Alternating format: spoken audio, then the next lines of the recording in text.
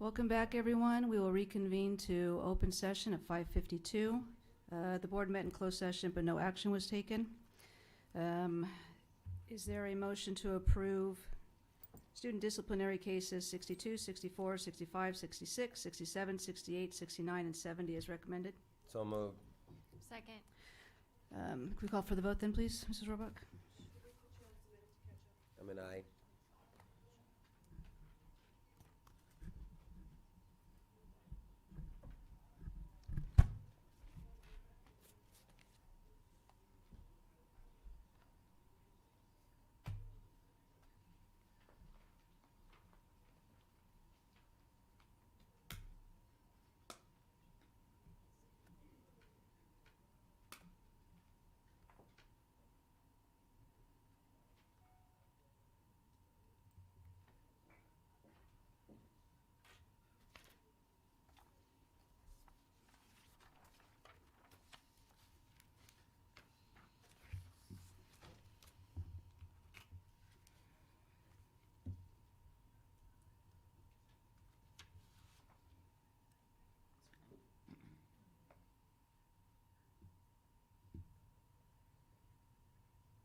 Are you waiting on me? I'm an aye also, Mrs. Roebuck. You, Kara. Do you want mine? No, I don't. He doesn't care.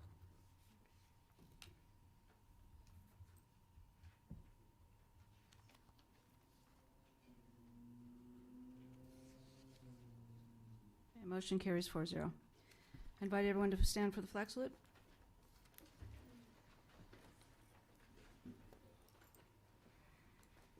Ready, begin? I pledge allegiance to the flag of the United States of America and to the republic for which it stands, one nation, under God, indivisible, with liberty and justice for all.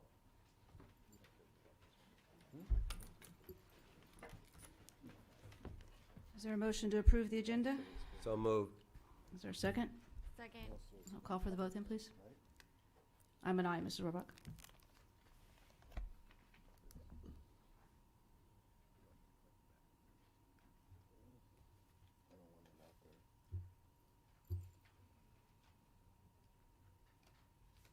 But I'm gonna send it, email tomorrow morning.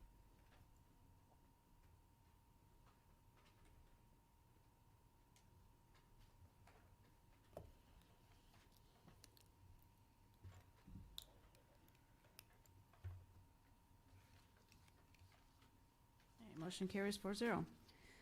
Next, we have Livingston Showcase. Mr. Jolly.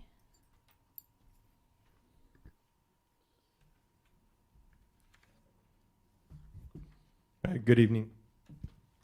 Teacher voice too loud, right? Good evening, President Pickle, board members, Superintendent Peterson, Cabinet, and Mrs. Rohrback and Mrs. Wilson. My name is Chaz Jolly, principal of Livingston High School, and it's my pleasure to introduce the showcase tonight, The Pride of Livingston, Band, Color Guard, and Drumline. We're very proud of their accomplishments this year and also of the upcoming plans we have, and I'd like to introduce our band director, Cody Everett.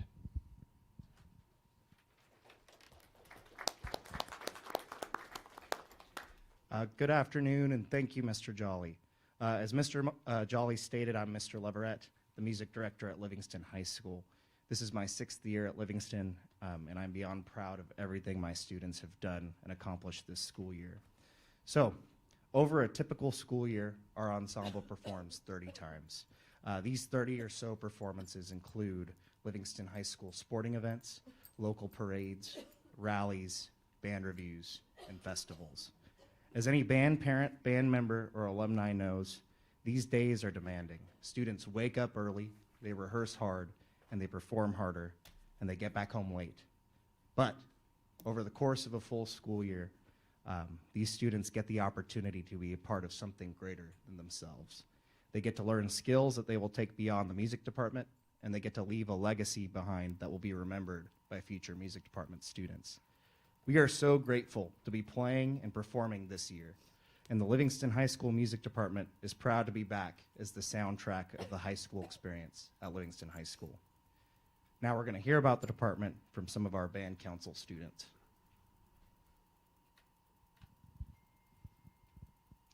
Hello, everyone. We would first like to take the time to thank you all for being here and listening to our presentation. I am currently our band council president. I am the band council secretary. And I am the band council vice president.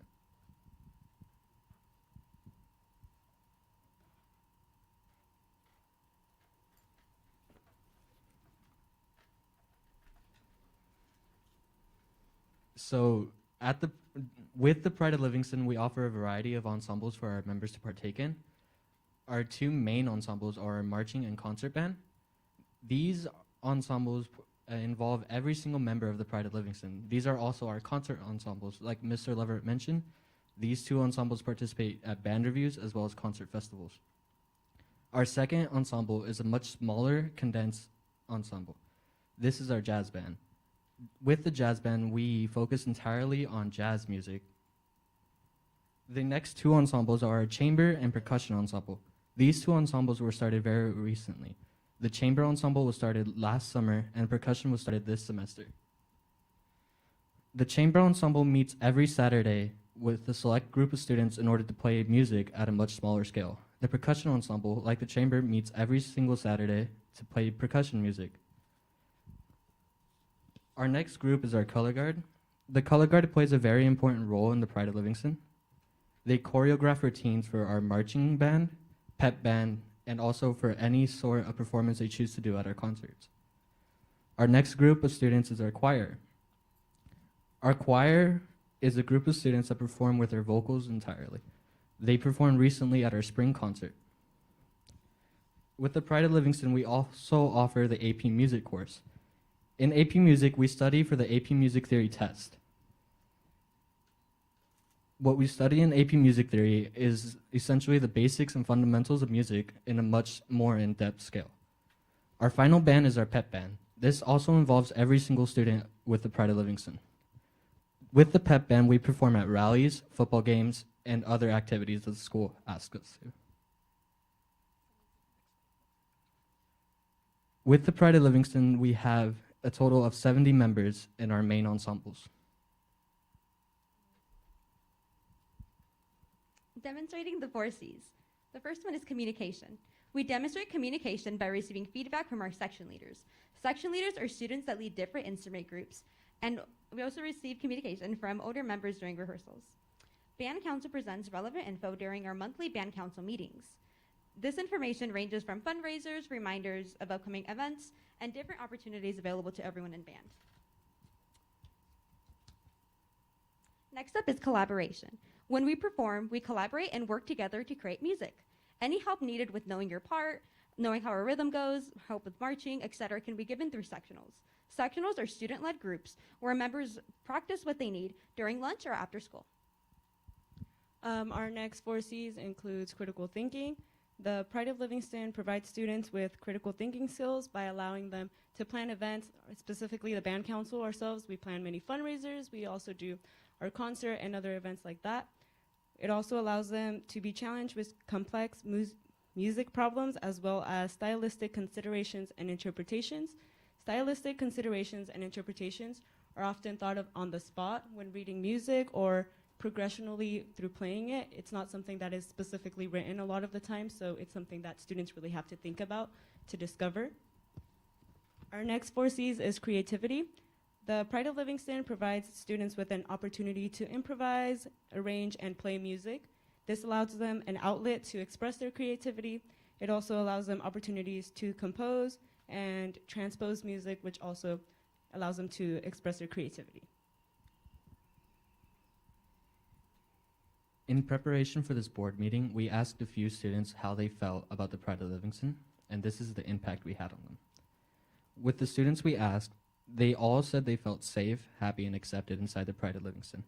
They were also glad that the Pride of Livingston provides an outlet for them to express their creativity as well as vent their frustrations.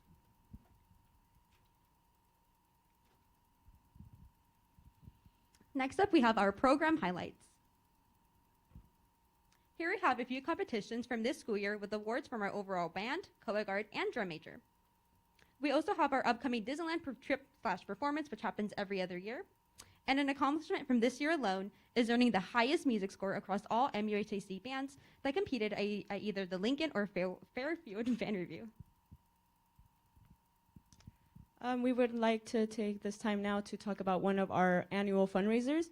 Every year in October, we do the Haunted House fundraiser. So this entire fundraiser is run and organized by current and past Livingston students. This is the first time that we did it this year since 2019 because of COVID and other things happening our junior year. We weren't able to put it on since 2019. It is held during lunch and after school as well. And it's all student volunteers, and we made $1,049 this year from not only the actual fundraiser, but also a side bake sale that we were having outside of it. The event was also featured on the MUHSD Minute. Here are some pictures from it.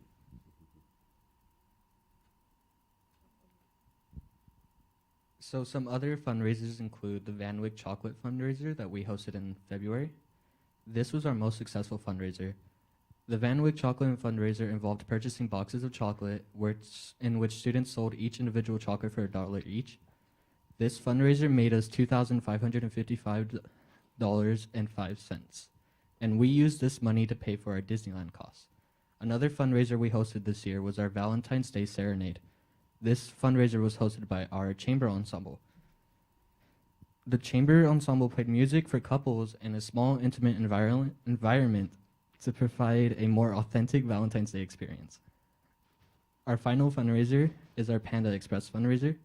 With this fundraiser, we select a date and give the community and students in advance, and 20% of all the profits made by Panda Express go to the band account.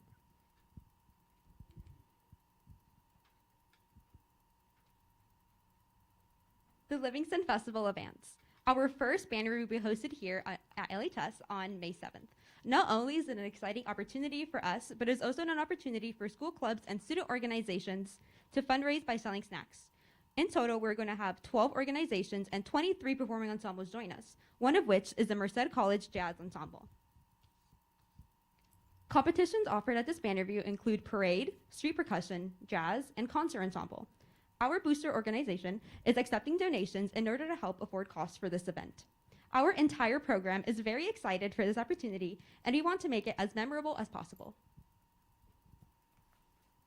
So besides the Festival of Bands that we just talked about, we also have a couple other things happening. The most recent one that is actually not on this slide is their Disneyland trip, like we talked about earlier. For that one, it is our marching band and color guard traveling to Disneyland in Anaheim, where they will be performing the Purple Carnival as well as September. And that is a not-semi-annual, every other year we go to Disneyland for that. We just had the NCBA Pittsburgh Festival. This is where our concert band went to perform, and they received critiques back from different judges, as well as our jazz ensemble, who also got to attend. The Festival of Bands is the one that we just talked about. That is our band review that we are having on May 7th. On Monday, May 9th, we are going to LMS, which is our local middle school. We are looking to recruit new students so that they can sign up for any of our various ensembles. And it is mostly targeted towards 8th graders, but there will be a lot of different grades there to watch for later years. On May 23rd, we are having a performance at the Memorial Park here in Livingston. It is a performance for our community. It is free. Anybody can attend. It is just out in the park. And it will be on May 23rd. So we hope that you guys could attend at least one of these.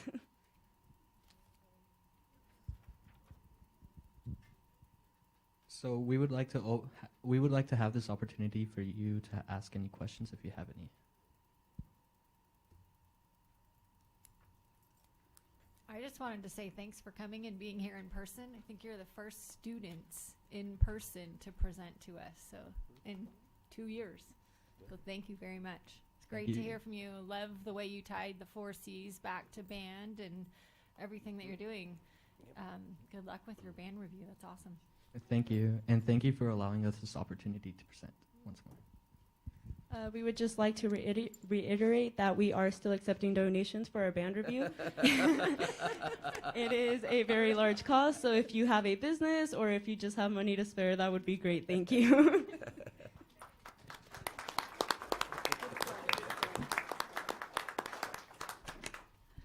Thank you.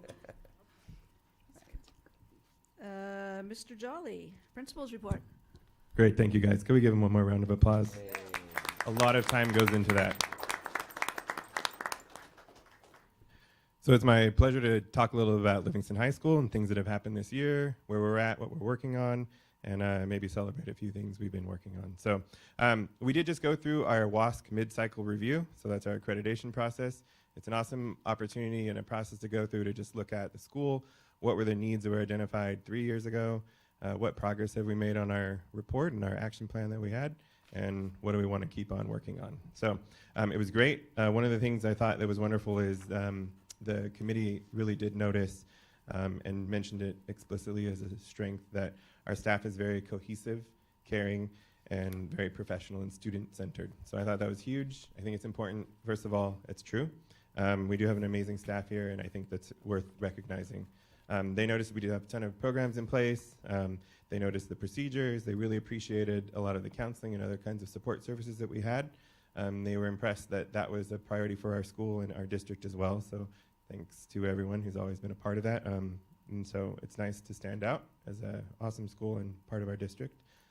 They really appreciated too, since their last visit, the expansion of our CTE opportunities. So a few of those I'll talk about. For example, we had a public service pathway, and we actually had a change in staff. Our staff member actually went to join the FBI. He was here yesterday as one of the interviewers, so that's actually pretty exciting. And in his place, we have a person who's coming from the industry in fire and emergency response, and so still in the umbrella of public service, and we're excited about that pathway, taking students that were in it and sort of finding out where they need to go to complete their pathway and still be in the umbrella. We've also added back construction trades this year, so super excited for that teacher and for the opportunity for students to learn everything there is about the industry. So again, another person coming straight out of the industry to provide those real firsthand experiences and funny stories that he has that are real. And then we're also excited as well. This year we added a course that kids can sign up for next year, which is Punjabi 1. We've historically had Punjabi for Punjabi speakers, 1 and 2, and we actually created a new course through our process here in the district to create that new class. And we're just really excited. I'm very excited about it as a personal language lover. But I'm excited on behalf of all of our students in our community to have that opportunity for native speakers and others that are just maybe beginning, non-native speakers or other beginners to see how that goes. So very excited about that. Things they said we continue to work on. We're always going to work to improve our statistics and our dashboard, the indicators about college and career readiness, our different state assessments that we have, graduation rate, those sorts of things. And of course, keep on working on that. They did look at our instructional leadership team and gave us some suggestions. So they said we have a cohort model where all the staff are divided into different groups, and then our teachers lead those professional development opportunities themselves. So we had one this morning, for example. This morning was about surveying students. And so let's get your feedback in a lot of different categories so that we as teachers and educators can reflect back on what students are learning, and then also, of course, giving those opportunities in class for students to reflect on their own learning. They suggested that we have more cross-curricular work in that area, so we're taking that note and going to move forward with that. They also recognized, they said it wasn't a critical area of need, but just want to recognize that we make sure we continue to find areas where we can keep on working to bring our CTE classes up to industry standards. So, one example is we're moving into the world of electric vehicles, and so finding those opportunities, the training, which is actually very difficult right now, but still, how can we still get those basic electrical things in place, and then always keeping our eye on how do we get more equipment and how do we be strategic about that to make sure that our students are prepared for what the industry is asking for. So it's been very exciting. In terms of staff working together, our theme we've been working on this year is coherence. And so we have our maxims, which are we create, we build, and we share. Those are our 4 C's. They're reworked into those 3 statements. And that's the focus of what we want everything to be. Those are the skills we want students to be able to express them on their own and to be able to demonstrate. For example, we had senior interviews yesterday. Part of that is a reflection on what have they learned about, how do they show creativity. You notice our band was reflecting on that today, and so that's exactly the type of conversation we want to have from our graduates, to be confident and centered and know themselves and be able to express that to others, and also, of course, get those skills. So that's been one of our themes. and also revisiting, what does it look like to promote the 4 Cs in your classroom. We did an activity last week about that. It's kind of been an ongoing theme. And part of that is also looking at 6-year plan. So if we have this goal that we say, coherence, what does that mean? It means we're all together. We have our focus. This is where we want to go, where these are the skills we want a graduate to have. What are we going to do to get there, and how do we keep that focus? And so one of the things we've worked on this year is signature assignments. And so in the senior interviews, you ask kids to talk about their pride pieces, things that they've learned. They do some reflections. They pull assignments and say, in this assignment, it's really important to me, and I chose it because I'm proud of it. And this is something where I learned, for example, critical thinking. It really challenged me, and this is what I'm growing as a person from. And so talking about what that looks like, teachers have done a lot of work this year together to develop those, and we are going to continue to enhance what our signature assignments look like moving forward next year. So student involvement has been great. I've been meeting quarterly. We started in December with students, representatives both from leadership and from other clubs and areas around campus to give their feedback. And one of the things they suggested was they noticed that kids were really excited about signing up and getting involved and plugged in and doing activities or being a part of a sport or in a club or in a program. And they noticed it kind of waned. And so they said, hey, we noticed that. We know how valuable it is to us. We want students to do that more. So their idea was to have another club rush, also to have something put together by our activity director, Mr. Del Toro. Here's how to start a club. And so kind of just putting that information out there more. And all those ideas came straight from students. So it was exciting to see that. We did hold that additional club rush again. And of course, it was nice to see students out there doing that and getting connected. And what I liked as well is we're like, well, what do you think will make that? Is hearing students themselves say things like, this is my impact, this is what I learned, these are the skills I learned and I didn't expect and I wouldn't know, but I want to tell other students about it, because what does it mean to be plugged into a school and engaged in ways besides just going to your classes? So that was huge. Athletics and sports, of course, we're happy to be back. We had a season last year, really compressed, but to be going through a full year of seasons is really exciting. We're in the end of the spring, or getting close to the spring, so we have some exciting news we're hoping with that. And then just shout outs. So I don't want to talk too much and take up your time, but I could talk all day about Livingston High School.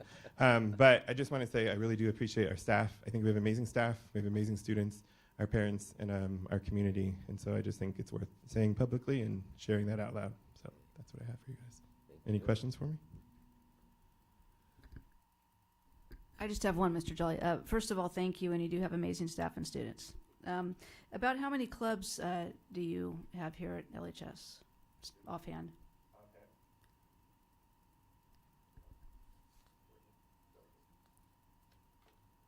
It's okay. You can just shout. Use your teacher voice. I know, yeah. So Sorry. I think we're somewhere around 15, 17, something like that. Am I right? Anybody can help me? Okay. Thank you. Any other questions? I didn't have a question, but I did want to say thank you. I got to tour Livingston High today, my first time on campus. Thank you for your hospitality. Everyone was so welcoming, ready to talk to me. So you can definitely tell people, students and the staff here definitely have a lot of school pride. Everyone was very polite. Got to chat a little with several teachers, Mr. Lacey, Mr. Murillo, and Mrs. Alviar from the shop classes and robotics, and the students from the robotics team. So I really enjoyed my time today. So thank you again for your time today. Thank you. I just wanted to say, your enthusiasm for the campus is very sincere, and it exudes while you're speaking. And so really pleased that you're here in Livingston, and excited that Punjabi for non-speakers is going to be offered next year. That's awesome. Thank you. Yeah, me too. You're making great things happen beyond those 2 former principals that were at Livingston High School. Well, I do have to say, you do have to have respect for the people that started things before. So I do thank Mr. Calderon for all the work he's done, and Mrs. Ballinger, sincerely. So thank you. Thank you, Mr. Jolly. Thank you, guys. Thank you, Mr. Jolly. All right, next we have general comment period. And we do have a few speaker cards. First speaker is Hope.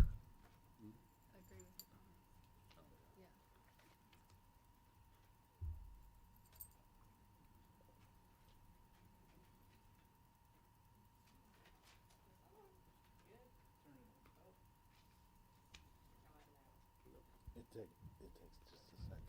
There we go. Okay. Oh, the time's running out. Well, thank you for granting me the opportunity to speak today. As a mother raising a family who will attend Merced Union High School District, I'm excited to see what their futures will look like. And I'm hopeful because of the work and dedication that each of you contributes. I appreciate the board's diligence in asking meaningful questions, and you make well-informed decisions. So while conscientiously managing budgets and human resources, you all clearly have the great minds and backbone to be successful in setting leadership examples for our children. So to that end, I am providing the following information to assist the board in their pursuit of asking the right questions. The board meeting of October 13th, 2021 last semester included discussion and decisions relating to school resource officers, or SROs, and the related Merced Police Department contracts. At the time, some really great questions were raised by the board members. So first, SRO efficacy can be measured. In contrast to information on record from that meeting, staff appeared to indicate that such metrics were not possible, but this is not true. There are journal articles and local researchers who are well-versed in methodologies and measuring such things, and in fact, the board has seen and presented data and analyses with more complex designs of data acquisition than this would require. So secondly, multiple significant issues with SROs within this district are a matter of public record. Discussion during the archived October meeting live stream implied there had not been any. Incidents had just occurred at LCAP on September 28th, another before that at Merced High on August 18th, and someone even mentioned this early on in that meeting. It appears, however, that during this live board discussion, staff may have mischaracterized the issue while answering board member questions. The fact is that significant issues do occur with SROs frequently. I firmly believe that the board has a duty and a strong desire to help all students in this dynamic world. And I'm asking the board to carefully and honestly open discussion to community interests in a public and deliberate program to improve on the accountability of SRO programs, associated security and safety measures, and the true interests of students. And lastly, I came here today as a young, lighter-skinned mother of a darker-skinned student who has been horrifically mistreated by the SRO program and various staff and administrative misadventures. The facts of my daughter's traumatic experience are a matter of record.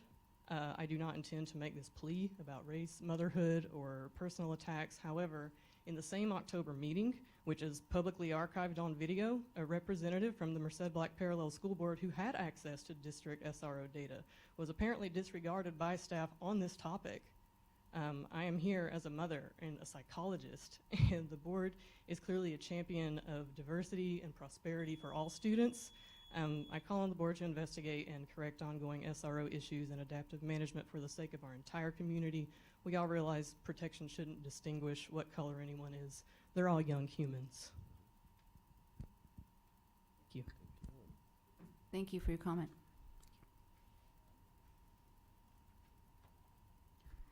Next speaker, Jose Moran.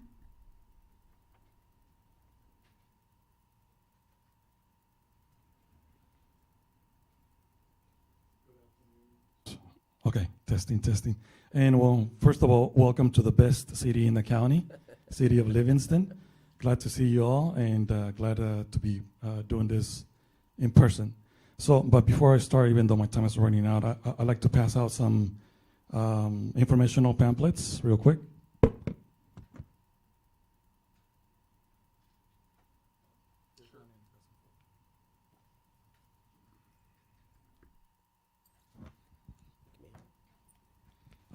So in this pamphlet, you will find some information in regards to vaping, in regards to some data, parents' information, feedback from students, and this is from local students.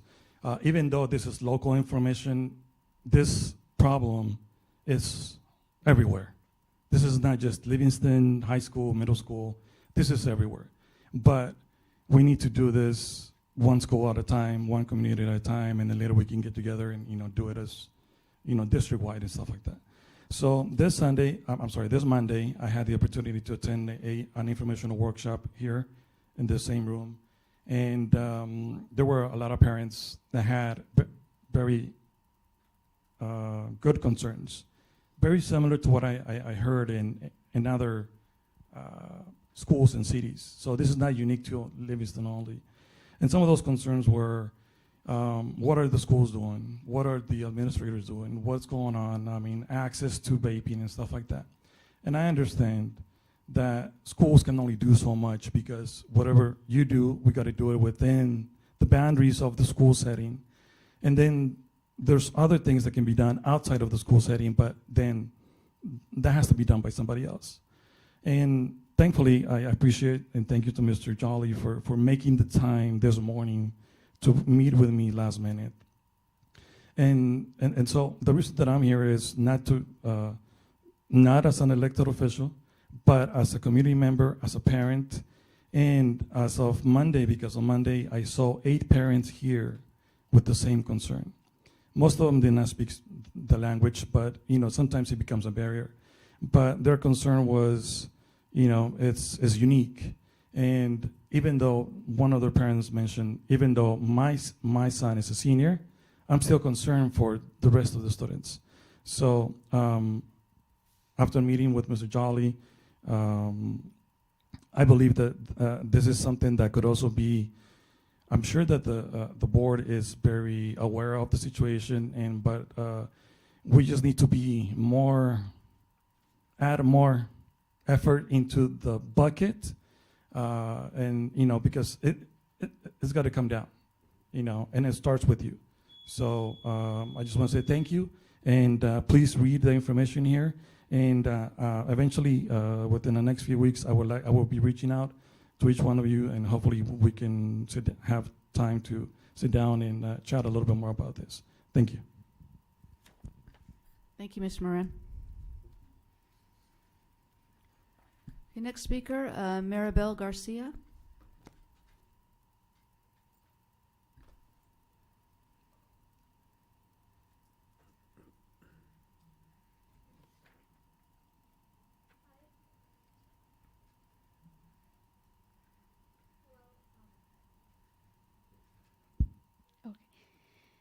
It's a pleasure for me to be here with you, and I have a son. He's a 10th grader. Sorry, my English, it's a little hard for me to communicate. But for the last months, he's been talking to me about, when he gets out of school, he's like in a hurry and says, "Hey, Mom, we need to get to home." And I say, well, there's some other things I need to do before we get there. And then he says, I really need to use the bathroom. That breaks my heart. It's not only my son. It's a lot of kids, my relatives also, a lot of teenagers. Not only they're facing these problems every day, every morning, having trouble when they go to the bathroom. They don't feel safe there. They're afraid. And this is not fair. As parents, the school staff, and as you people, we are the ones that we can help them, we can support them, and so they can see that we're here for them. Not only for the victims, but also for those students who are taking bad decisions. They need a support. They need us.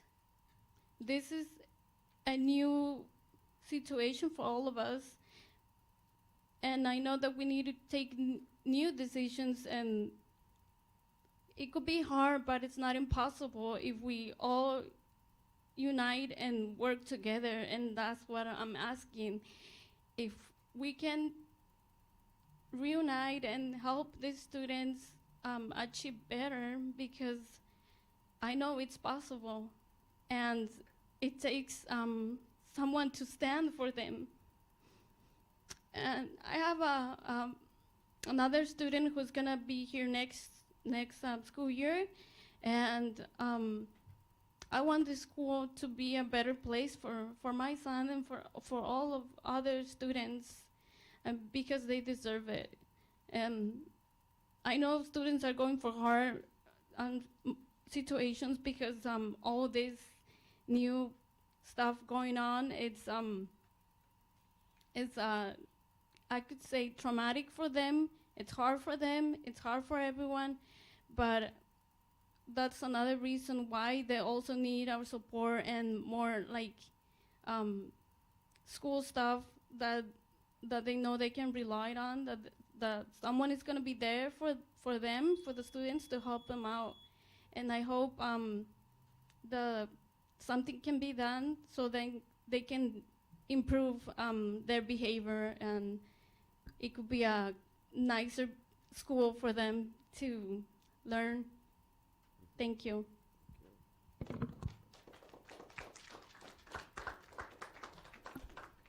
Thank you, Ms. Garcia. Next speaker is Banpreet Kaur. I'm sorry if I didn't pronounce that correctly. Good evening, everyone. My name is Banpreet Kaur. I'm a junior here at Livingston High School and the communication chair for our Sikh Honors and Service Society Club, which is a part of a non-profit statewide organization called Jagara Movement. I've been a part of this club for 3 years, and it's helped me connect with my community and history. I'd like to bring some light to our club and towards the events that we've hosted. The first event I'd like to talk about is Sikh Heritage Week. We talk about this in our high school, and we host it in November. During this week, we like to educate students, staff, and others through school-wide events about our presence.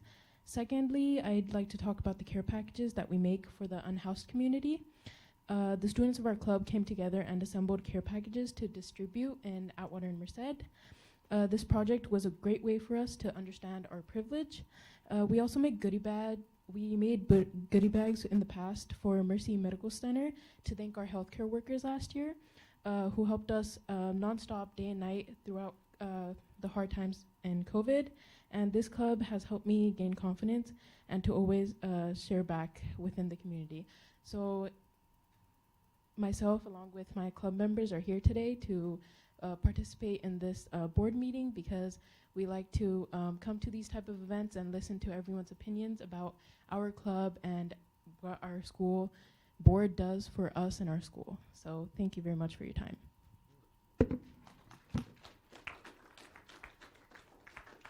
Thank you for your comment. Next speaker, Hina Sahota.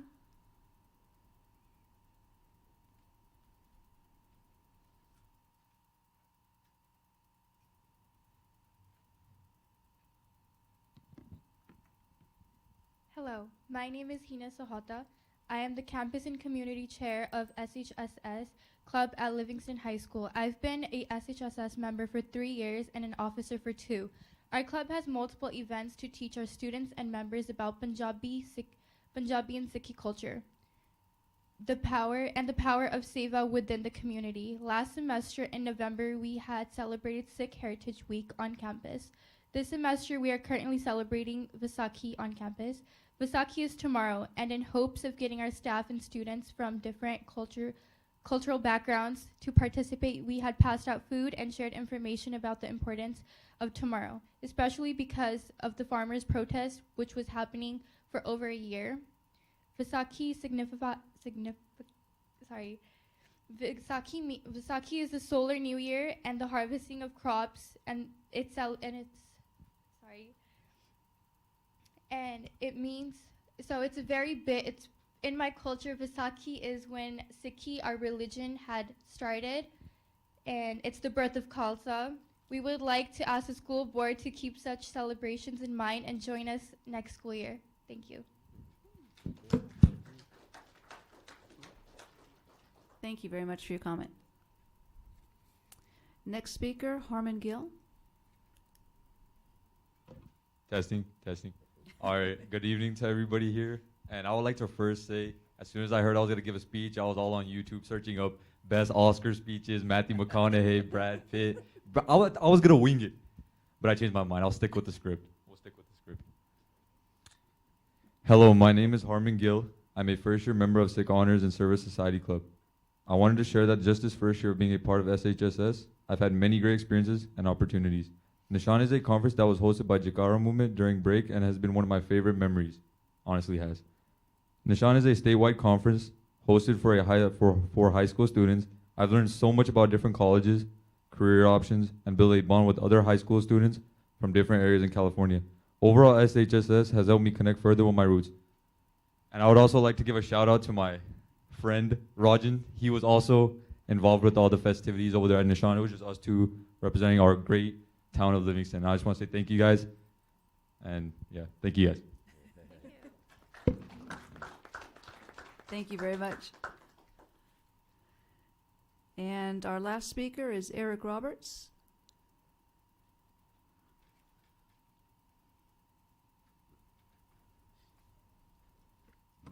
One second, please, while I bring up my notes. Apologies.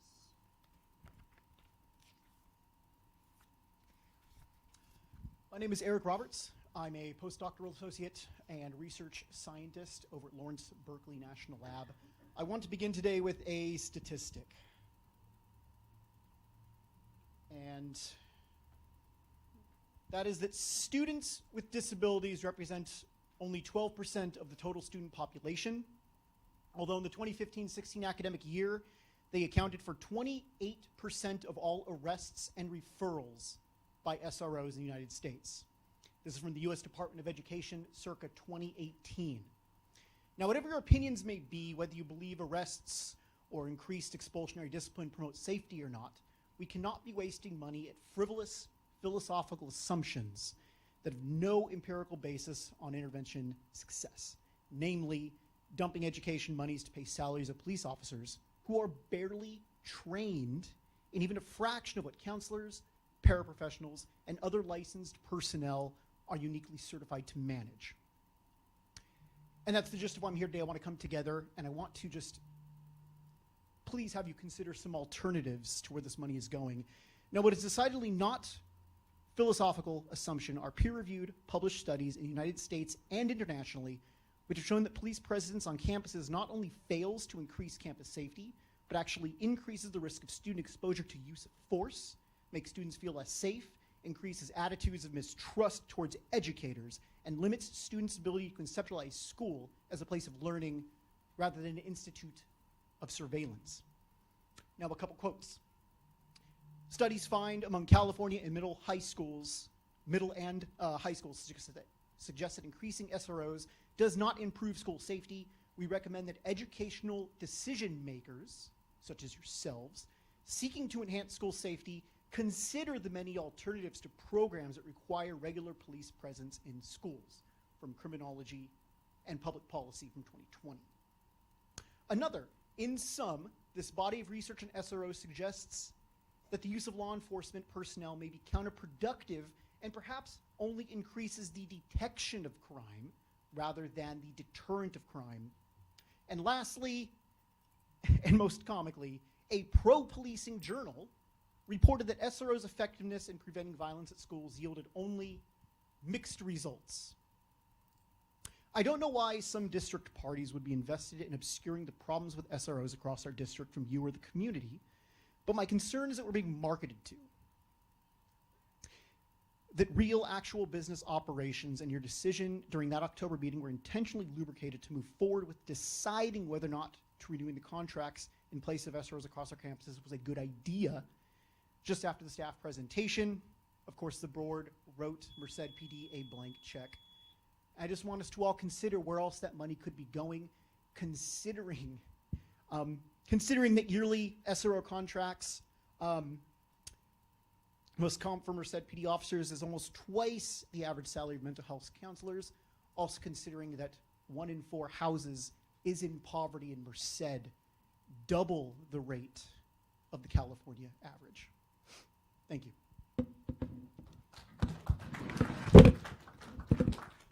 Thank you, Mr. Roberts.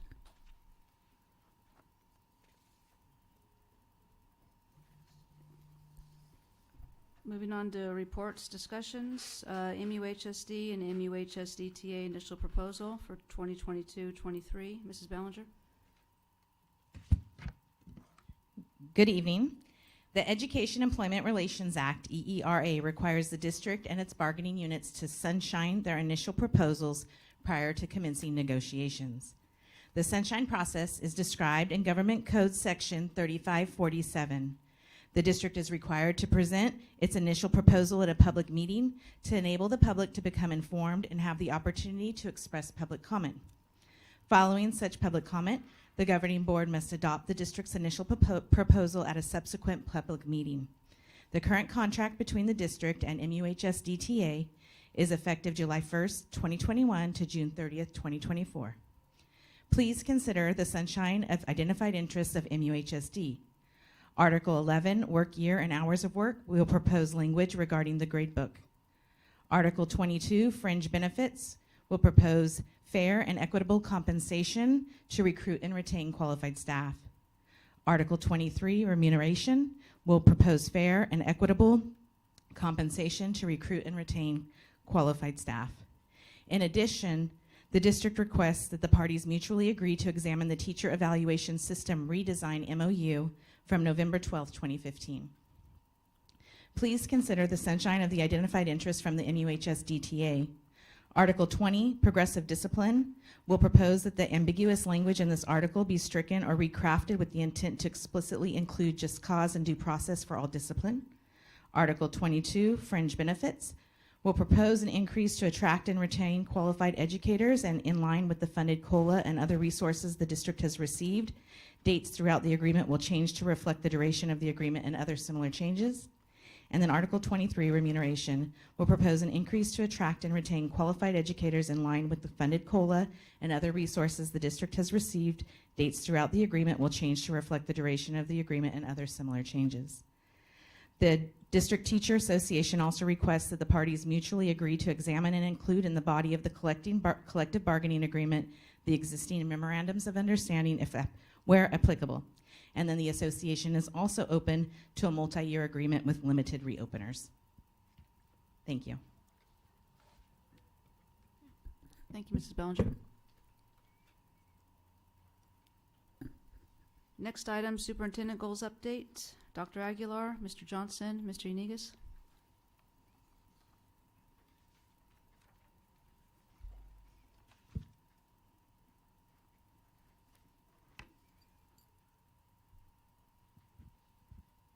Good evening, President Pickle. Tonight, we have 3 different segments in our presentation, and we'll entertain questions after each segment of the presentation.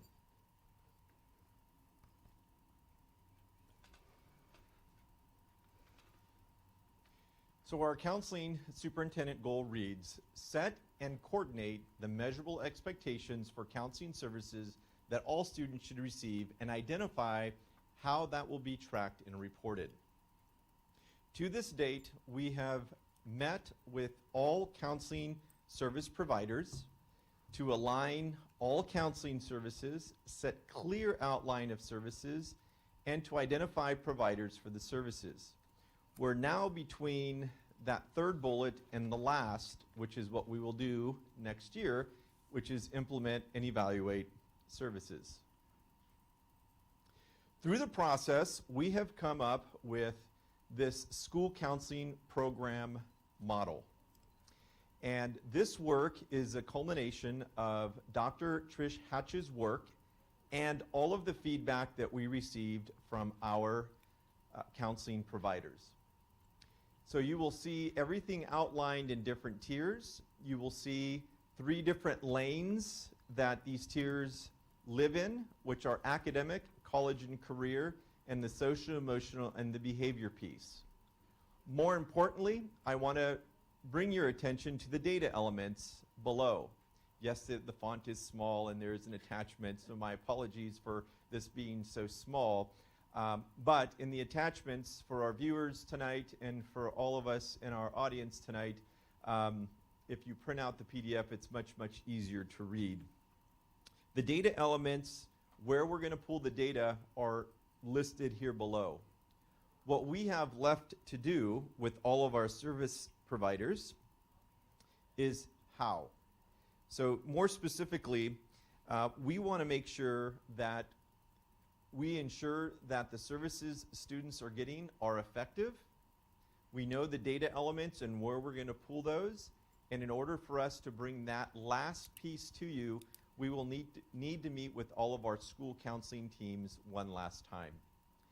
So we have made tremendous progress with our school counselors and sharing this document with them and providing feedback and updating it.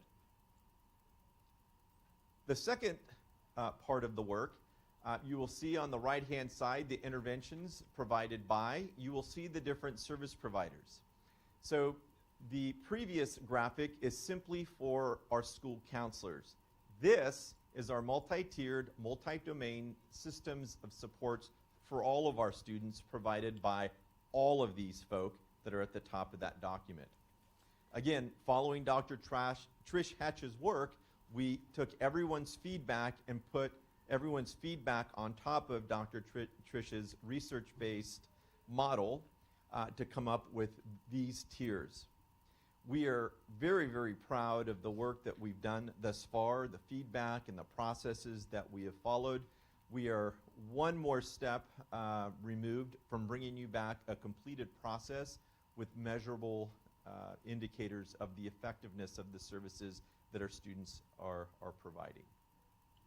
Are there any questions about this segment of the presentation?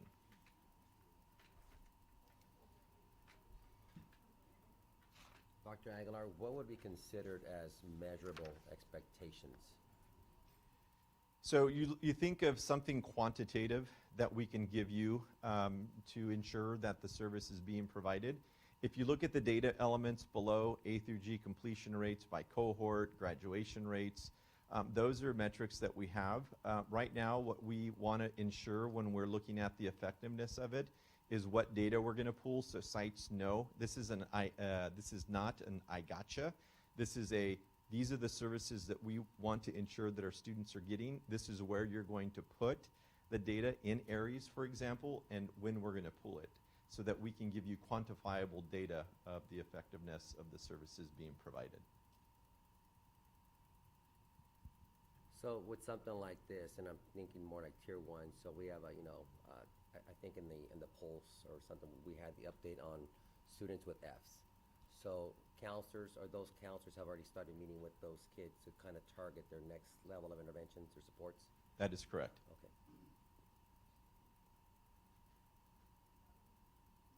And same with the absenteeism and all that other stuff? Yes, All right. that is correct. Thank you. And those metrics will be tied to LCAP percentages? That is ideal. That's the yes. goals? Yes. Any other questions?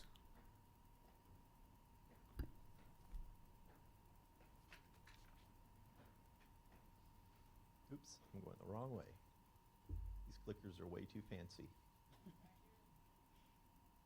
Okay, the next part of this presentation is our math superintendent goal.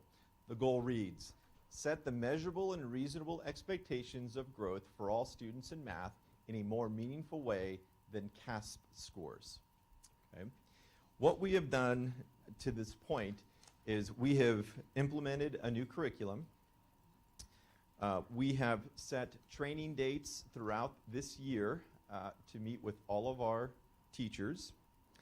And most recently, because of COVID and the lack of substitutes, it hasn't been until the last 6 weeks that we've been able to really hit full throttle on meeting with our teachers and pulling teachers out to be able to meet with them.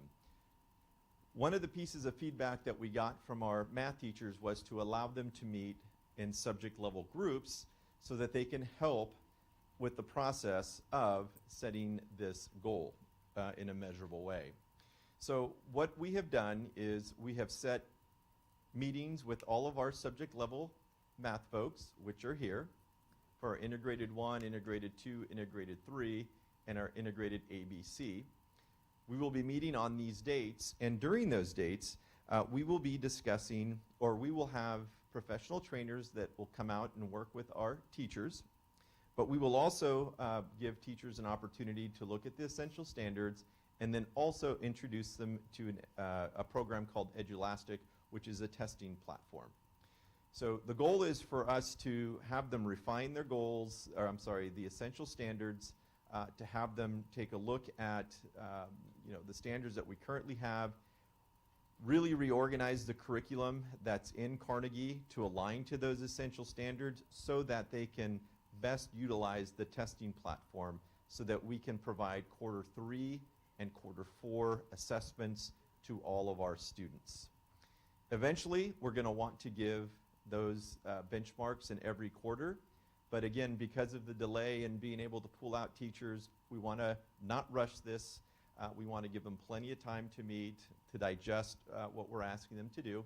So we're going to give them the fall to use the EdgeElastic platform. And much like our teachers develop the current diagnostic math test that we use to place our students, we're going to ask them to go through a very similar process in the fall so that they feel good about the assessments, that benchmarks that we're going to be giving our students in quarter 3. So that is.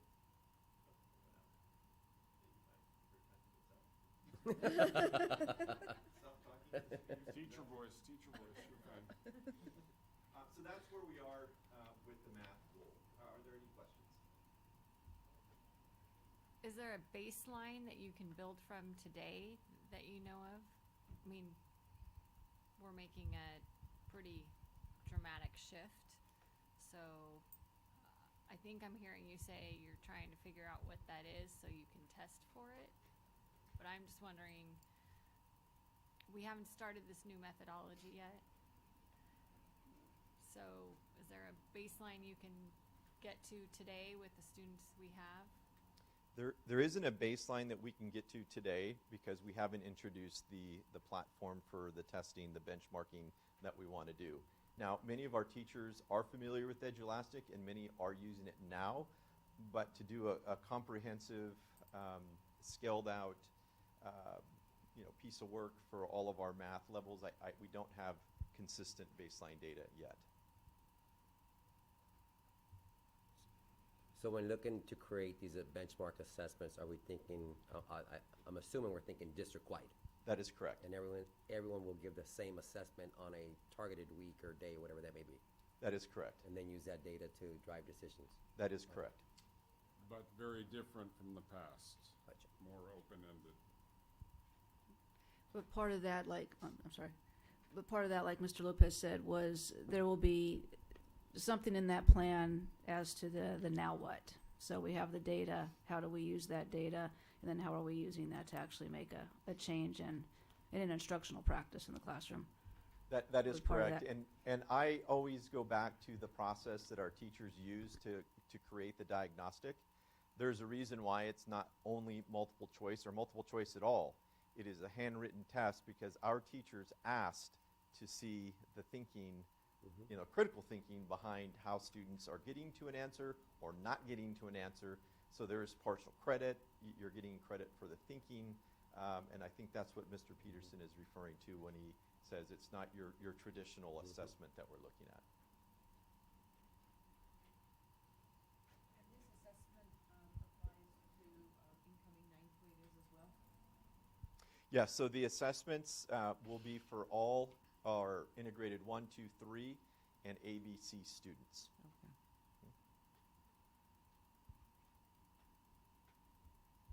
Can I ask a question back on counseling? Because it's taken me a minute to. So these charts are they're good looking and they're filled with data, but I hope in our next session you're going to tell us how they're implemented, how they actually resonate with students and families and staff. I mean, I get the context, but I don't understand, okay, now how do we execute this and how do we make this better for our sites? Sure. This has been an absolutely eye-opening process, a process that I think we've all agreed should happen every year.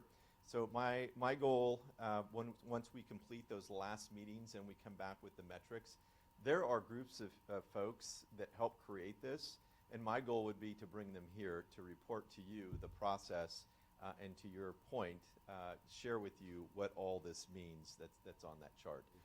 Because it was really some good work done by everyone that you see there on that right-hand side, from our school counselors, school psychologists, SSMs, and so on. All of those folks had great feedback, and they all have a piece in this. So my goal would be to have them share with you where their piece is, because one of the pieces of feedback that we got is that they are greatly misunderstood as to what they truly do.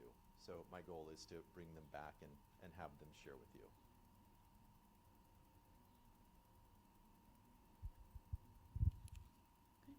Thank you. Thank you, Dr. Aguilar. Good evening, all. Multi-tiered system of support. The goal is to identify and define what services will be provided to all students and who will be providing those services. Staff will have a common understanding of the MTSS terminology and services that are consistent and uniform across the district. This is a little fancy, isn't it? In California, MTSS is an integrated, comprehensive framework that focuses on common core standards, core instruction, differentiated learning, student-centered learning, individualized student needs, and the alignment of systems necessary for all students' academic, behavioral, and social success. Tier 1 of MUHSD's multi-tiered system of support further encompasses the early identification and support of students with social, emotional, academic, and/or behavioral needs.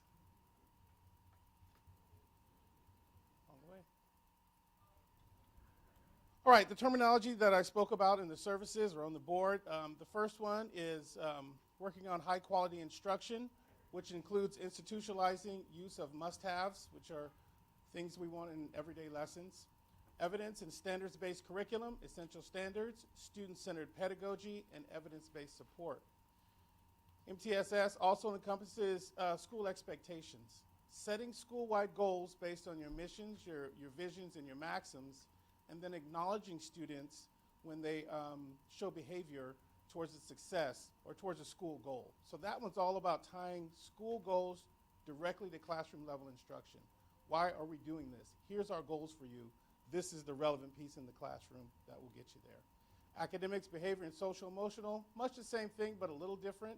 It's about teaching the specific academic skills that kids need in order to be successful, the behavioral needs that they need to be successful, and social emotional behaviors we'll be covering through Character Strong. And this is about explicitly teaching students how to. We, at the high school level, expect that when kids come to us at 14 years old, that they know how to and what not to. This is not the case, right? We need to explicitly teach them that and then reward them when they're making progress. Benchmarking, Dr. Aguilar talked about, regularly assess student progress on academic standards, and creating a screening and monitoring early warning system for students who have academic, behavior, and social emotional needs, and use data to drive those discussions and decisions. Here's where we are currently in February, site principals and cabinet. We calibrated around this particular goal. By April 1, the goal was to meet with all principals for questions and concerns. By April 1, set a clear outline of the Tier 1 elements. We're currently on April 30, where principals identify staff responsible for each element. And next is to implement per a timeline and evaluate site-specific action steps. All sites are in the process of creating their MTSS action steps. They are also talking about how to monitor, implement, and what possible measurement could look like. And so currently it's in their hands. Admin teams are going through the documents and they're talking about these elements and how they're going to implement and what they look like on their campus. Questions?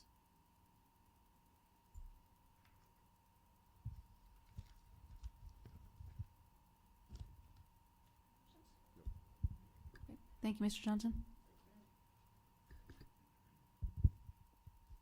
Hello. All right.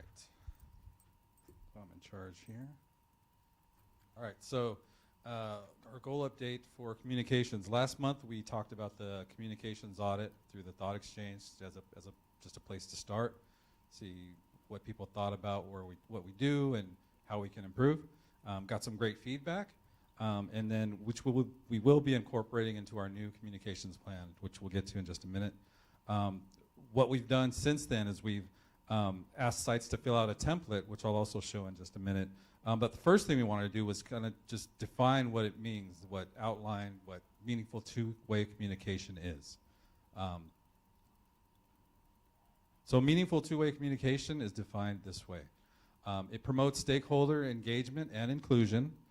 So basically making people feel comfortable enough to share their feedback without fear of, ridicule or being frowned upon. Fosters equity of voice. So ensures that everyone gets to have their voice heard and not just the ones who are more vocal. We all know that we've been to those meetings and there's always a vocal.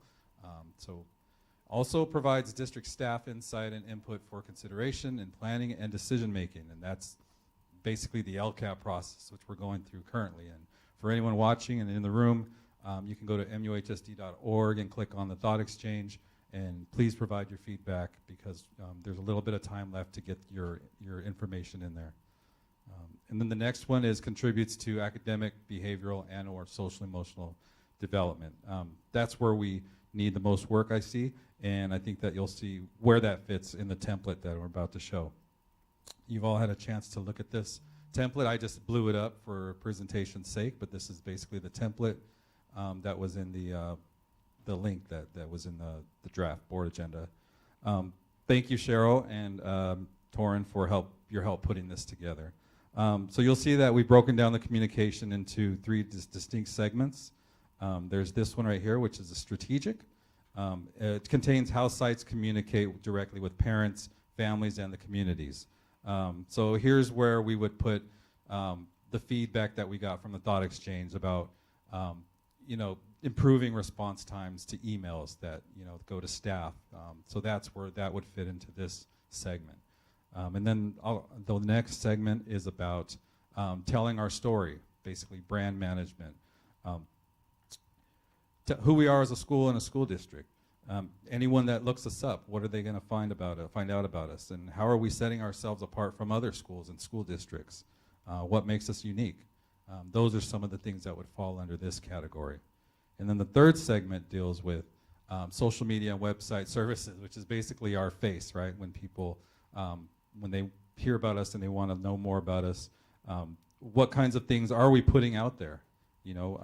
And how are we being perceived by others? Those sorts of things would fall under this category. And as you can see, they all have these questions on the side here on the left-hand column. They basically talk about, these are questions that sites have been asked to answer, respond to, and they all have done so. They've also been asked to respond to the implementation questions there at the bottom. And then as you see across the top, those are basically communication capacities where we would like to see, where some of them actually are in that second tier and moving into the third tier. But we would like for them all to eventually get to that last tier where they're progressive capacity-wise. Finally, you'll see, I talked about the implementation questions. So sites have been asked to respond to that, and after I've been able to look at all of those, I'll begin to start theming them and putting them together into the communications plan, along with their input, along with the input we got from the thought exchange. And then basically, there we go, action steps. So as I said, they've discussed the questions. I'm putting together a communications plan toolkit with different resources, just documents, protocols, for like Aries, that came up. They want people to update that more regularly. What is regularly? So best practices to facilitate sites. So that's what I'm working on, is that toolkit. So April, May, they'll calibrate the communication plan, develop action steps related to it, and then my plan is by June to have one or two of them present along with me what they have in store for as we begin the next school year communication-wise. Any questions? Sam, we have a couple sites that have their own like TV network, if you will, and other sites that I think have journalism programs. Merced High just started a athletes newsletter or whatnot, and those are obviously staff-led but student-centered, and I'm wondering if those are part of this communication piece. I mean, I think a lot of times you engage parents and families more if their students are involved. Yeah, I agree, and I love that they're doing those. And we can use those as examples when we do have the when we're working on the communications plan. This is what Livingston's doing. This is what Merced's doing. Do you have someone on your staff that can do it? That's kind of the question out there. And if not, then we can link them with the people who are doing it, and just they can eventually every site having their own little newsletters like that would be a great idea. I'd love to see that.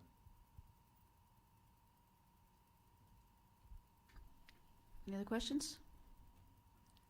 Okay, thank you very much. Thank you. Next, we have Employee Association comment period. Do we have CSEA?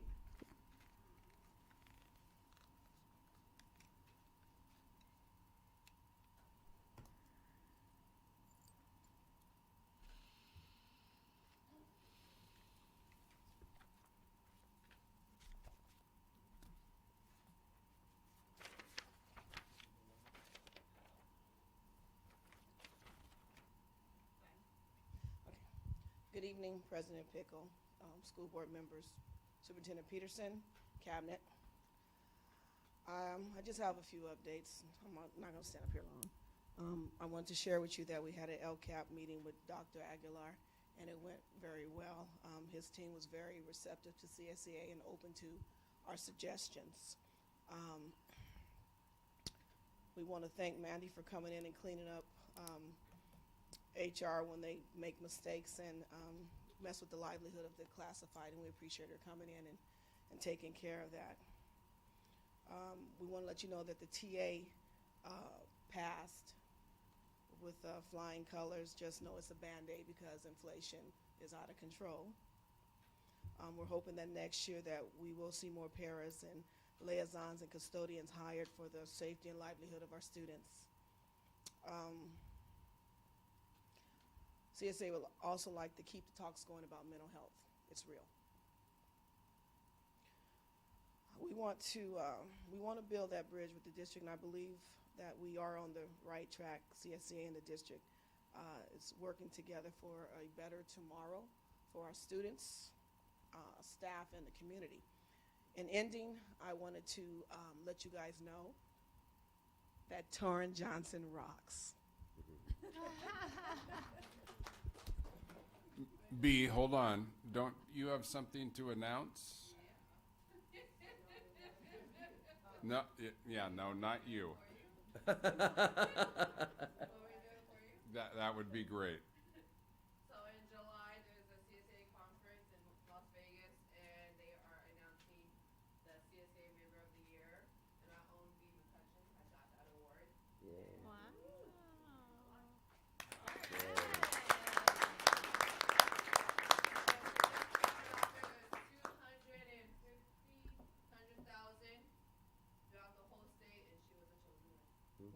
Awesome. Congratulations, B. Mr. Peterson will be there, B. All right. Do we have a public comment, or sorry, comment from DTA? No? Okay. Then, do you want to read the donations, Mrs. Young? Absolutely. Thank you. Merced Union High School District wishes to thank the following for their donation: Nelson Medeiros, Pamela K. Brewer, Balloons and Beyond, Maria Van Zyl, Kimberly R.H. Lewis, J&R Tacos, DJ Enterprises and Don Green, Patricia Smith, Lou Souza, Mark Speckman, Kevin Swartwood, Lawrence Nigro, Rebecca and Trevor Jackson, Pride of Livingston Parent Boosters, Mark and Constance Warden, Tim and Genevieve Garcia, the Tanzillo Family Trust, Jean and Ray McCauley, and Eileen and Stephen Guerrero. Thank you. Thank you, Mrs. Yam. And thank you to all the donors for your donations. Is there a motion to approve the consent agenda? I'll make a motion to approve. I'll second the motion. Okay. We call for the vote then, please? I have a Or question. do you have a Discussion. yeah. question? Okay. Go ahead, Richard. And looking at the out-of-state travel, the one going to, the 30 employees going to the Safe and Civil Schools Conference, who are those employees that are going to be attending that? I can give you a list. Okay. Those are changing. We've had a few removed, so that's why I didn't put names on them. It's not set in stone yet. So. And are they targeted individuals, or is volunteer, or? It's the guidance. The guidance department. Okay. So it's APs. So it's AP staff right now. Okay. So guidance and, okay, and what about? I'm like- being corrected. We will get you the whole list. Okay. But the reason we had issues with that is because of last minute changes. We want to set the limit to the number of staff, but having only one board meeting a month makes it difficult if next week somebody can't go and they need to fill the spot, and we wouldn't want to have a special board meeting to fill that spot. So that's why we've gone to the numbers, but we can start adding the names as current people who are planning to attend. And with the Safe and Civil Schools Conference, obviously, and then the work that we're doing with MTSS, is it a duplicate of services or trainings? I mean, because they're almost similar to some extent, because practices from Safe and Civil will be used as part of MTSS, I'm assuming. So, okay. That's exactly what it's for. Okay. The idea is to get a baseline. You know, we can't, you can read a book or, you know, go to a conference, but you just don't quite get it. At Safe and Civil Schools, there's different avenues or different veins of topics specific to the job duties that people are going, like there's for attendance, there's for counseling, there's for leadership. And we, for a long time, have not, you know, we thought we could do it ourselves. MTSS is way bigger than anything we've ever done before. And high schools do not pursue MTSS because of how large it is and because of the culture shift that it takes to get it done. So quite frankly, I proposed to cabinet, I said, hey, listen, I can't do this by myself. I need everybody kind of on board and getting this information and driving the process. So that's the purpose of Safe and Civil Schools. It's all MTSS. Excellent. Yeah. And I know it's every year, so. Yes. Yeah, thank you. So I'm assuming it's going to be beyond guidance that'll be attending this conference. There's, yes, and I'll get you an updated list. Yeah. Again, it's I don't need a list, or I mean, I don't know if they do, but I don't. Thank you, Heidi. And then the other question was in regards to the Carnegie Math and who those individuals are that are going to be attending that training. Is it teachers? One program administrator, and the rest are teachers, and I've got the list there. And I'm just asking because we've heard a lot of discussion about the Carnegie Math curriculum, and so just to make sure that we're, okay, thank you. Okay. Mrs. Ham, did you have any questions? Yeah, I just, I would like to request that we have, as part of our, part of reports and discussions at some point, the site family engagement plans presented then with, engagement and communication being part of our superintendent goals. I think it's important to talk about this a little bit more. I'm really glad to know that, not only the sites, but what are the, what's the group? Parents. Site council. Site council, excuse me, thank you. Site council are involved as well, and the sites massage these and make them appropriate to their campus, but I think maybe we can have each site lean on each other for best practices and what's truly working, and as we kind of struggle with engagement right now. So maybe an update or a monitoring a little ways down the road to make sure they don't just get shelved and they're being implemented. I mean, when they're put in the consent agenda like this, and there are so many of them to review, it's and different templates used. It's not very, for me, it's not very friendly for trustees. But also, I think this is a bigger conversation, and we want the community to hear that we want them to show up and engage. And tonight's meeting has been a fantastic example. It's the first time we've seen students. It's the first time we've really had public comment in a very long time, and I'm so pleased that people have decided to come out again. But we want our parents to be on site, and we, so just, more dialogue around this. What is this plan, and what is going really well at certain campuses, and let's try and reiterate it across the district. Okay, thank I you. have a question on the math training again, because I noticed that there weren't teachers from Merced High School and Golden Valley. So how do we get them on board if this is a district-wide initiative? Yeah, so we afforded slots for every school, and it is during the summer.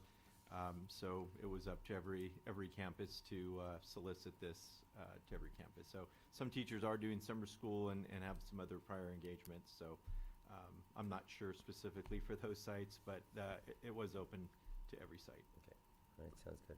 But they'll be brought on board at some point to get them Yes, up to speed. absolutely. And then last comment from me on the contracts is on this on this USC thing for $30,000.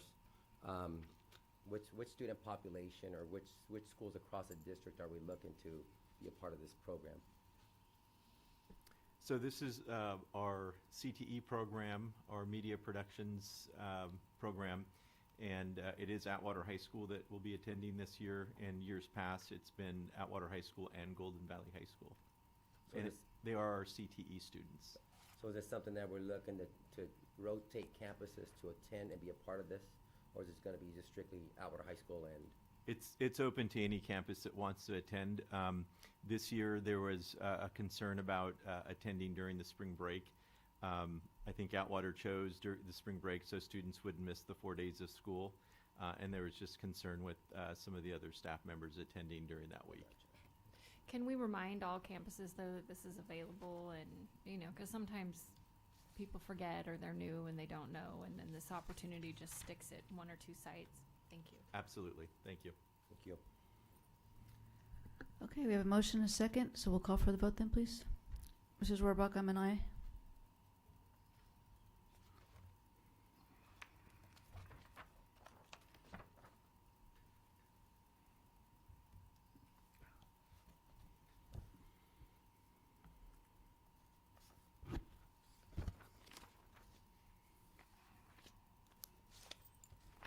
Did my vote come through correctly?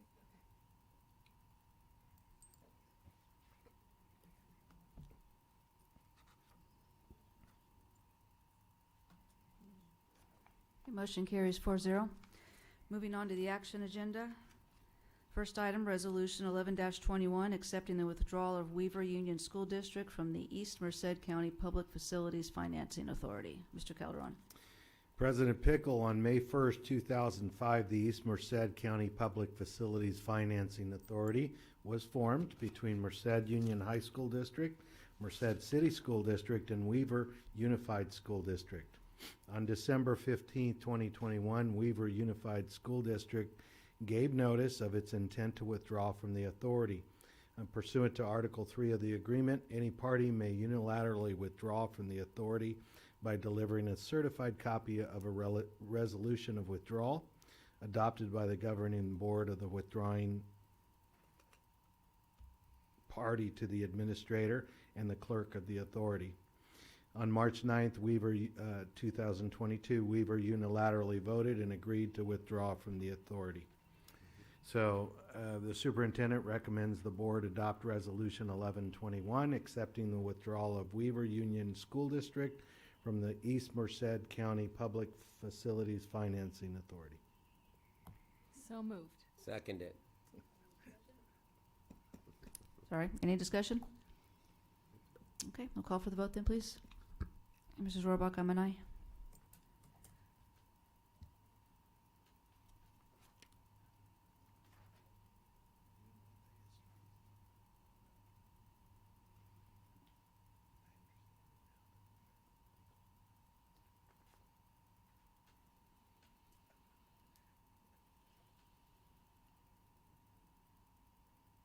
Motion carries 4-0.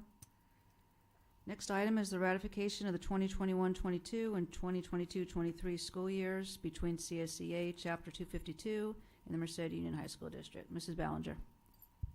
Good evening again.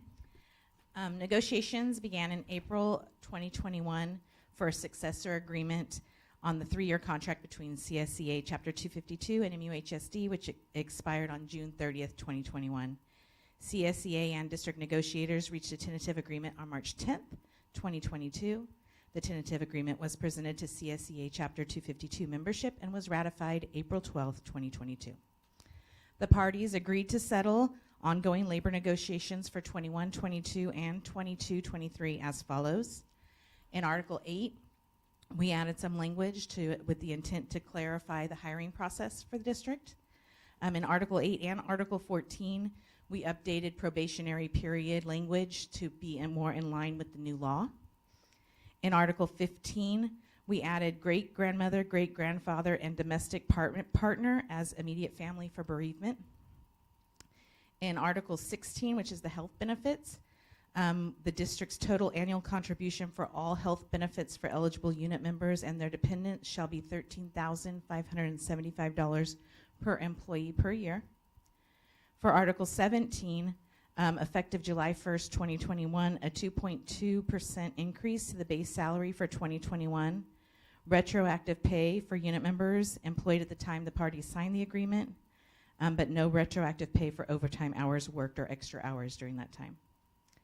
We also agreed to a one-time off-schedule bonus in the amount of $3,473 for the 2021-2022 members employed at the time the parties signed the agreement. And then for the 22-23 school year, the salary schedule shall be increased in parity with the same percentage salary schedule increase, health and welfare benefits increase, and same one-time off-schedule bonus in the same format received by other bargaining units in our district. Negotiations are closed for the 21-22 school year. The current contract, which was for 18 to 21, shall be sunset and parties shall enter a contract with a new term of 21 to 24. For the 22-23 school year, remuneration and health benefits are closed and each party will be able to reopen 2 non-economic articles. And then in Article 19, which is the length of the agreement, the agreement shall remain in full force and effect from July 1st, 2021 through June 30th, 2024. For the 23-24 school year, the parties shall negotiate salary, health and welfare benefits, and up to 2 articles selected by each party. All of the other terms and conditions in the parties' agreement expiring June 30th, 2021, not otherwise modified by the tentative agreement, shall remain in full force. I want to thank CSEA for working through the process with us, and congratulations to B. The superintendent recommends the Board of Trustees ratify the collective bargaining agreement between CSEA Chapter 252 and MUHSD for the 21-22 and 22-23 school years. So moved. Second it. Any questions? Just thank you, B and team and Ms. Ballinger and your team for making this work. Thank you both. Okay, we'll call for the vote then, please. I'm an aye, Mrs. Rohrbach.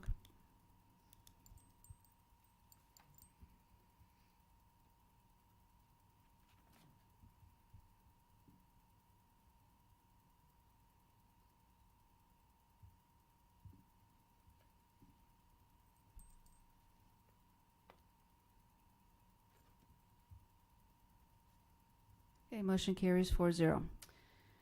Okay, Mrs. Ballinger again, prior year salary schedule approvals, 2016 to 2021. MUHSD is currently going through an employer compliance review with CalPERS. One of their findings for us was that on our 2016, 2017, 2017-18, 2018-19, 2019-20, and 2020-21 classified management salary schedules, we did not have the board approval date on the bottom of the salary schedule, just those words, like that was what was missing. So we needed to add that. It's called an annual time-based revision is what we need to do. There are no salary schedule changes. It's simply adding those words to the bottom of the document. And that is the approved and the effective dates of the actual salary schedules. So the superintendent recommends the Board of Trustees approve the added language to the 2016 through 2021 salary schedules based on the CalPERS compliance review. So moved. Second. Any discussion? We'll call for the vote then, please. I'm an aye.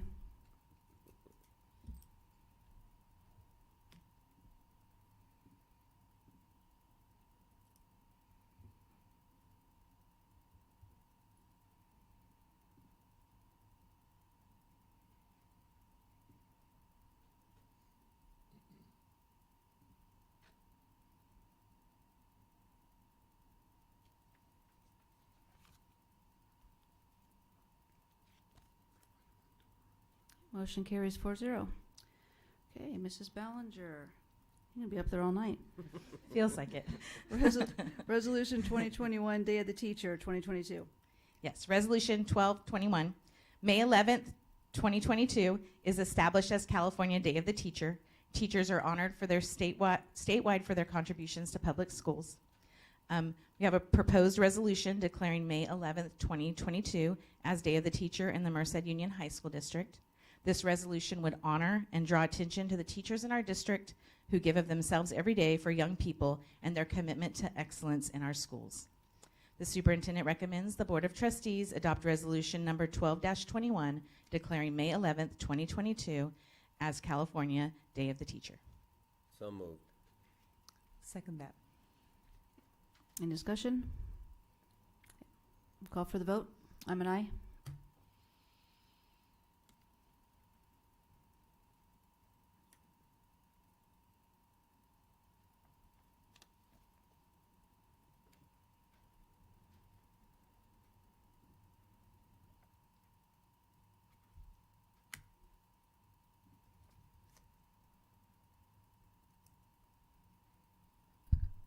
Motion carries 4-0. Next, we have Resolution 13-21, Classified School Employee Week 2022. May 15th through 21st, 2022 is established as Classified School Employees Week. Classified employees are honored statewide for their contribution to public schools. The proposed resolution declaring May 15th through May 21st, 2022 as Classified Employee Week in the Merced Union High School District. The resolution would honor and draw attention to the many efficient, hardworking, and dedicated classified employees in our district who give of themselves every day for the young people and help keep the district running smoothly. The superintendent recommends the Board of Trustees adopt resolution number 13-21 declaring May 15th through 21st, 2022 as Classified School Employee Week. So moved. I second that motion. Any discussion? Call for the vote then. I'm an aye.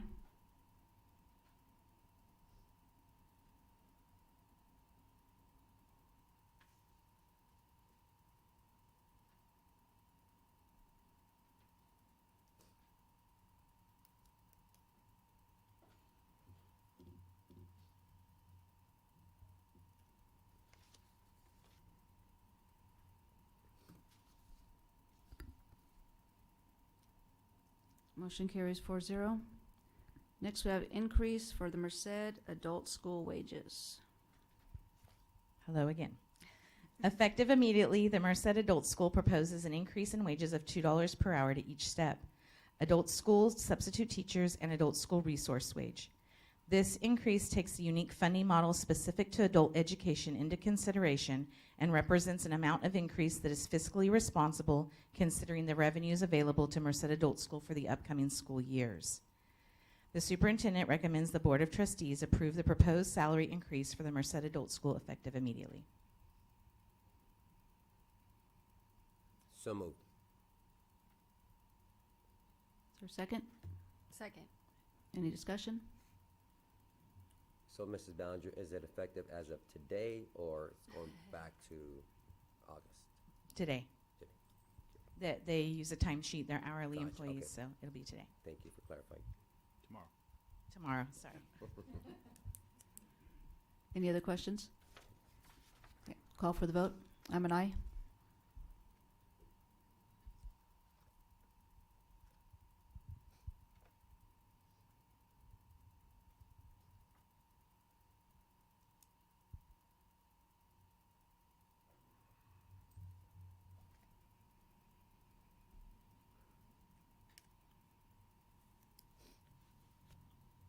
Motion carries 4-0.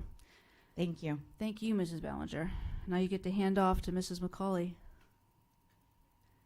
A through G Completion Improvement Grant Plan.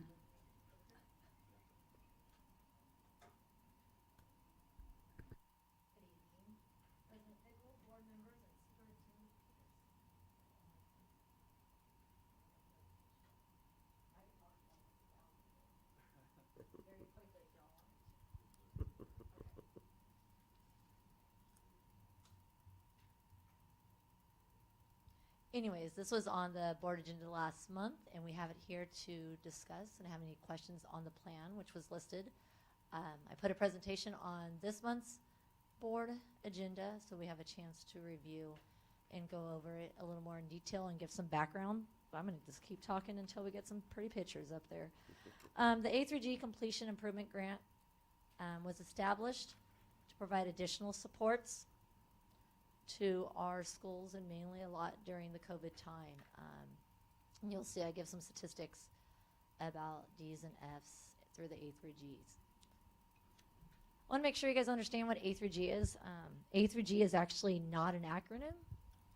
It is actually eligibility for students who met the University of California or California State University criteria with a C- or better, or in the last year a pass.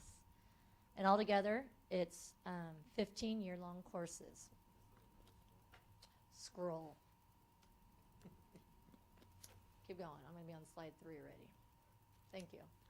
No clicker then. Nope, that's 2. One más. Please. Okay, so A through G. We talk about it, and you go to kids and they're like, they have no idea what A through G is, but we tell them they have to take 4 years of English. We tell them they have to take 4 years of history. And so again, it's a hard one to really grasp, and I didn't believe I probably grasped it until I taught AVID, and I really it connected. But if not, it's just requirements. 2 years of history, 4 years of English, 3 years of math, 2 years of science, 2 years of a foreign language in the same language, a year of visual or performing arts, and then a year in an elective. That's it. I say it that way, but our data doesn't show it. That's it. So go ahead and scroll down, or up, however. So class of 2021, that would be our seniors who graduated last year, we were at 30.6% of students who met that A through G requirement for eligibility. Pre-COVID, if you don't mind scrolling up, we were at 48.6%.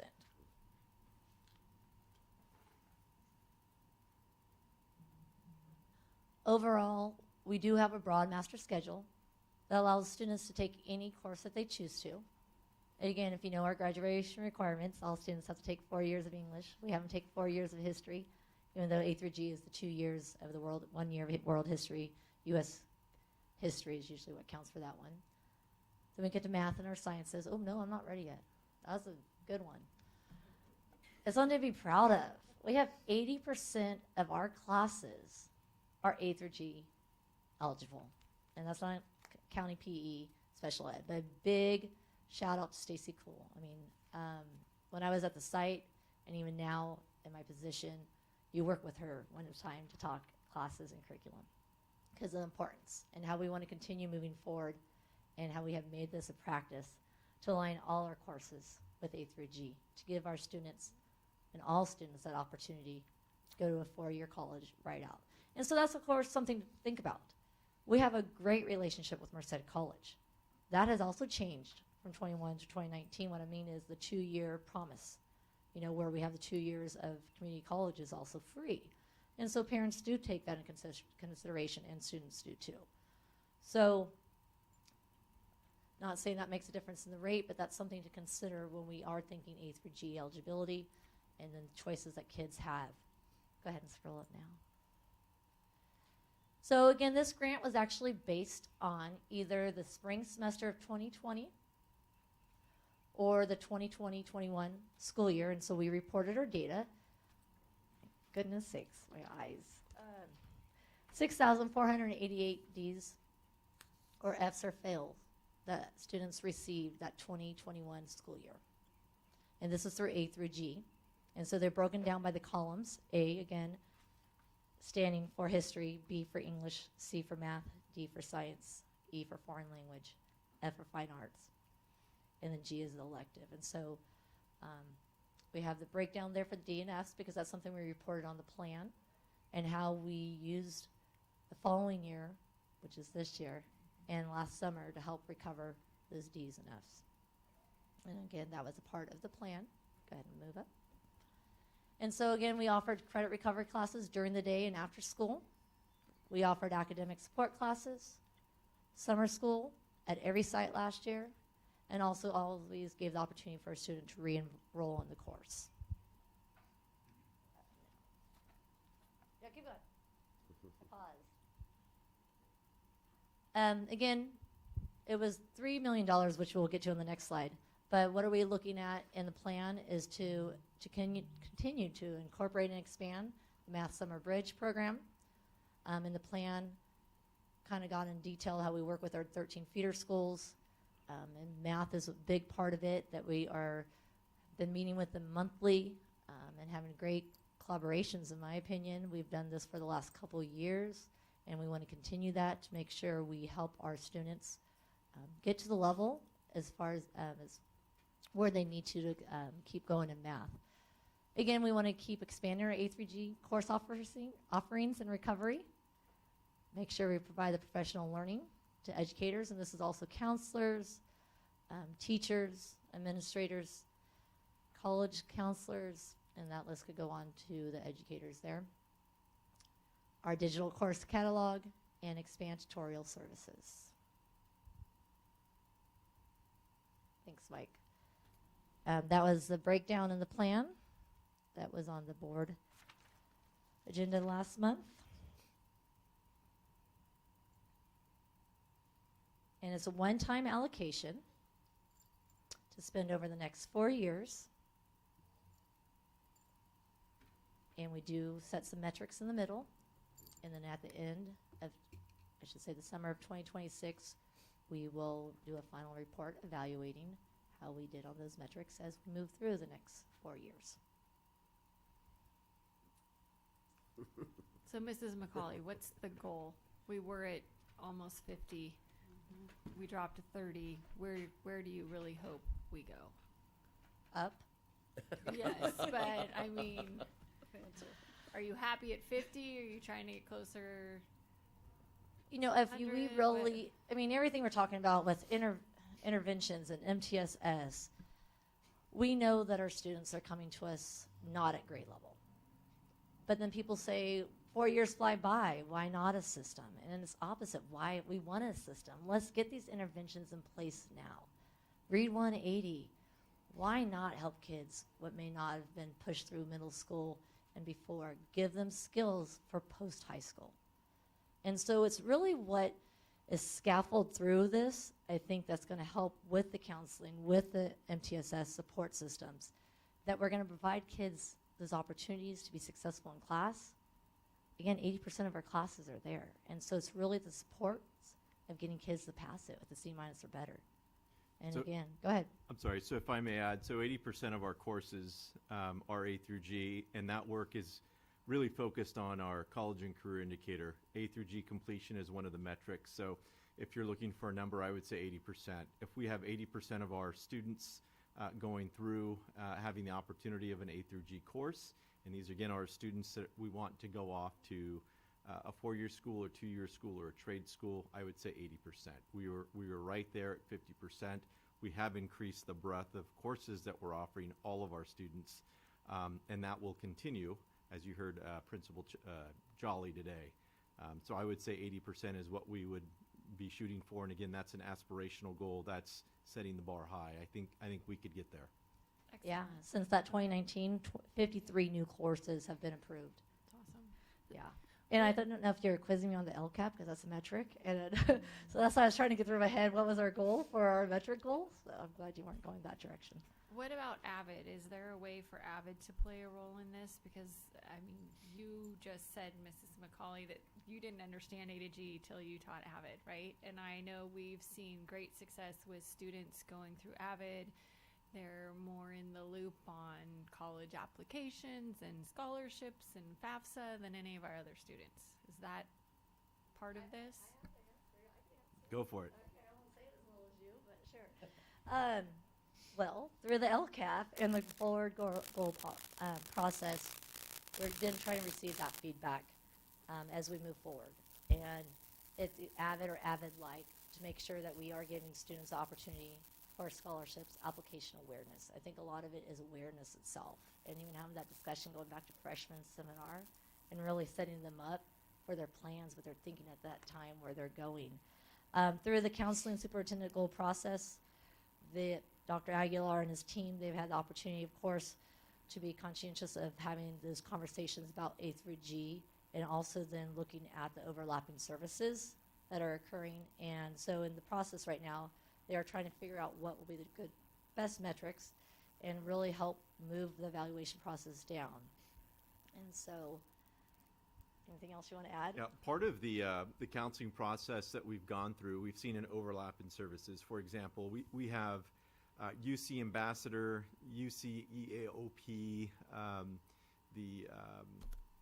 what's the Livingston now? Melissa, you were part of the program. Talent Search, thank you. And what we have found is there's an overlap. So we are not utilizing those folks enough to meet with our students around A through G completion to free up our school counselors to do other services.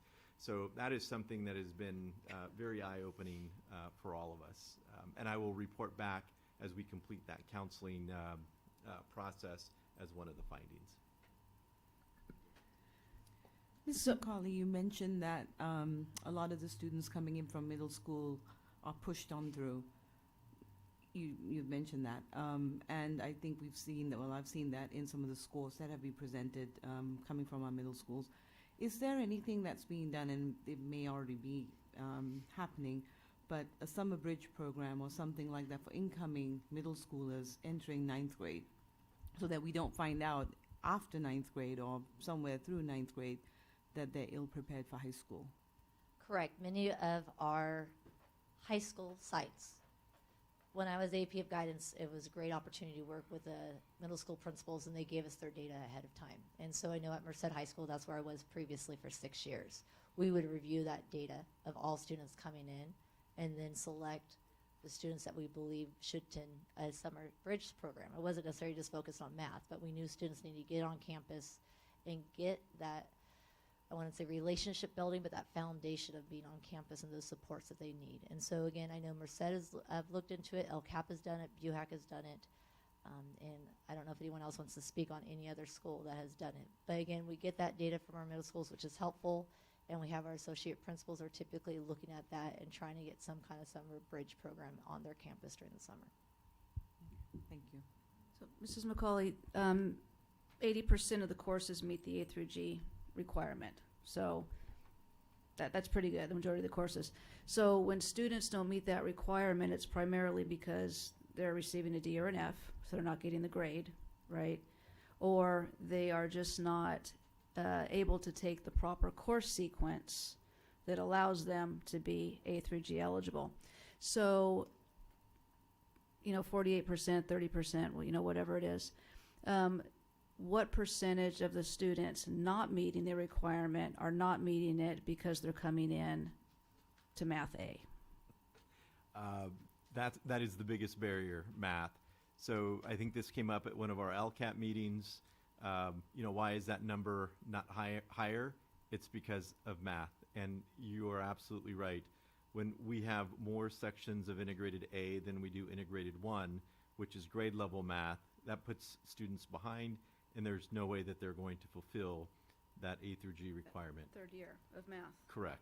Right. So we're putting $1 million into increasing sections when sections aren't the problem. Right?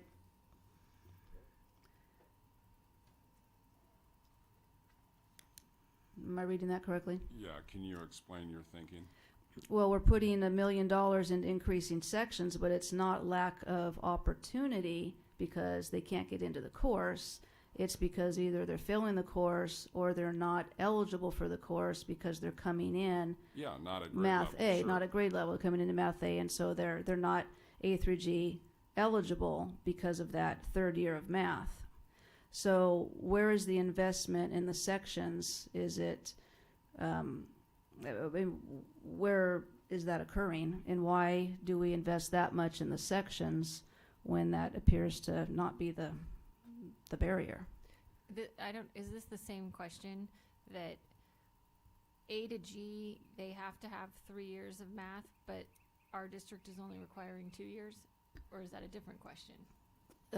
It's A through G is 3 years, right? Yeah. And So- we only require 2. So, Hers right? is on the, is on the dollar figure as to Okay. why the sections and not into, I guess, supporting kids. And the plan, Into somehow getting them, and that's, and maybe that's not even the fair question, because they're coming into this district with, the skill level that would, prevent them from entering math or integrated math 1. But I'm just wondering, do we invest more in that preparation so that we can get more kids into integrated math 1, so that they are on that proper sequence as they enter high school, as opposed to increasing sections of math A, let's say, and I'm just guessing, that aren't going to help increase that percentage of students who are meeting the A through G completion rate? so in the plan, I'll speak to that, and then everybody else who's actually will do the money part and all the section part. But in the plan, I was talking about hopefully reducing class sizes. And so in order to do that would be increasing sections, but that's how it's stated in the plan. Does the new Carnegie Learning have anything to do with this too? No, I would say it's more students not coming in at grade level. And then also we have to keep in mind the new math framework that we hope is adopted in July is asking schools to get rid of the remedial classes. So our goal in doing that is making that math relevant for students and applied, and creating a new integrated 1 type course that we can sequence using the ACT work keys, which is a nationally CTE industry certification, for our students. So that makes that learning more relevant for students, and it aligns very nicely to the DNA of our district, which is career technical education. So that is a long-term solution, and a project that we have begun to work on now, and we will work on with our math teachers for the remainder of the school year and all of next year to implement for 2023-2024. What happens to kids who need remedial help?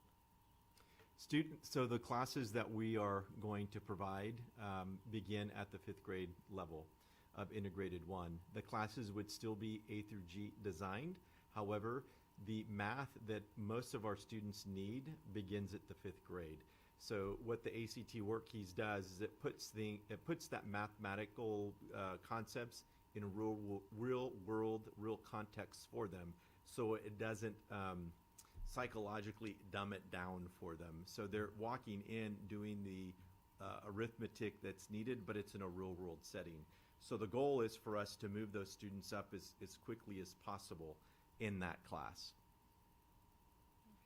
Mrs. Pickle, I'm just want to follow your thinking. Are you pointing out the issue with our middle school students not coming in at grade level? That is one issue, but my question here in this position is, are we allocating the funds correctly? Because we're adding sections, but sections aren't the problem. It's not that kids can't get into a course and therefore don't meet eligibility. Right. It's because we can't get them on Math 1. So, which, like you said, is a little bit of it's a feeder issue. But what can we do as that receiving district to prep those kids, much like the Bridge program, to enter this district Math 1 eligible, to increase that A through G completion percentage? Because it sounds like that's the biggest barrier. Grades are subjective. Some kids won't because of the D's and F's. They can retake the course. But a student who enters with Math A right away is on the wrong trajectory, and we can't get them back on it because they can't take the courses simultaneously, right? So what do they do? So our goal is to catch those students where they are, while also taking an A through G integrated 1 type course, so that we can catch them up, and they're not falling behind. So it's a big ask. However, we've got all of next year to work on this with our math teachers, and the ACT Work Keys group is very, very interested in launching on this project with us, to make sure that we're meeting the needs of our students where they are, but then also giving them the rigor that they need. The long term, again, is making a sequence for that course so that students can get to a full 3 years of math, but we're definitely not there yet. If you followed the framework as it is currently stated, that problem goes away because everyone's in integrated one. Everyone's in integrated one, but we're screening them coming in. So we're saying based on that placement test, you're eligible or you're not eligible for integrated one. Yeah. So how can we use this funding and our ability to get them? I understand. Let me go on here. So Golden Valley is piloting, basically piloting the framework. They will have the vast majority of their 9th graders in integrated one next year. I think across the district, there is skepticism with that because it's very difficult to teach students that have a 5th grade skill level and a 9th grade skill level, right, in the same course.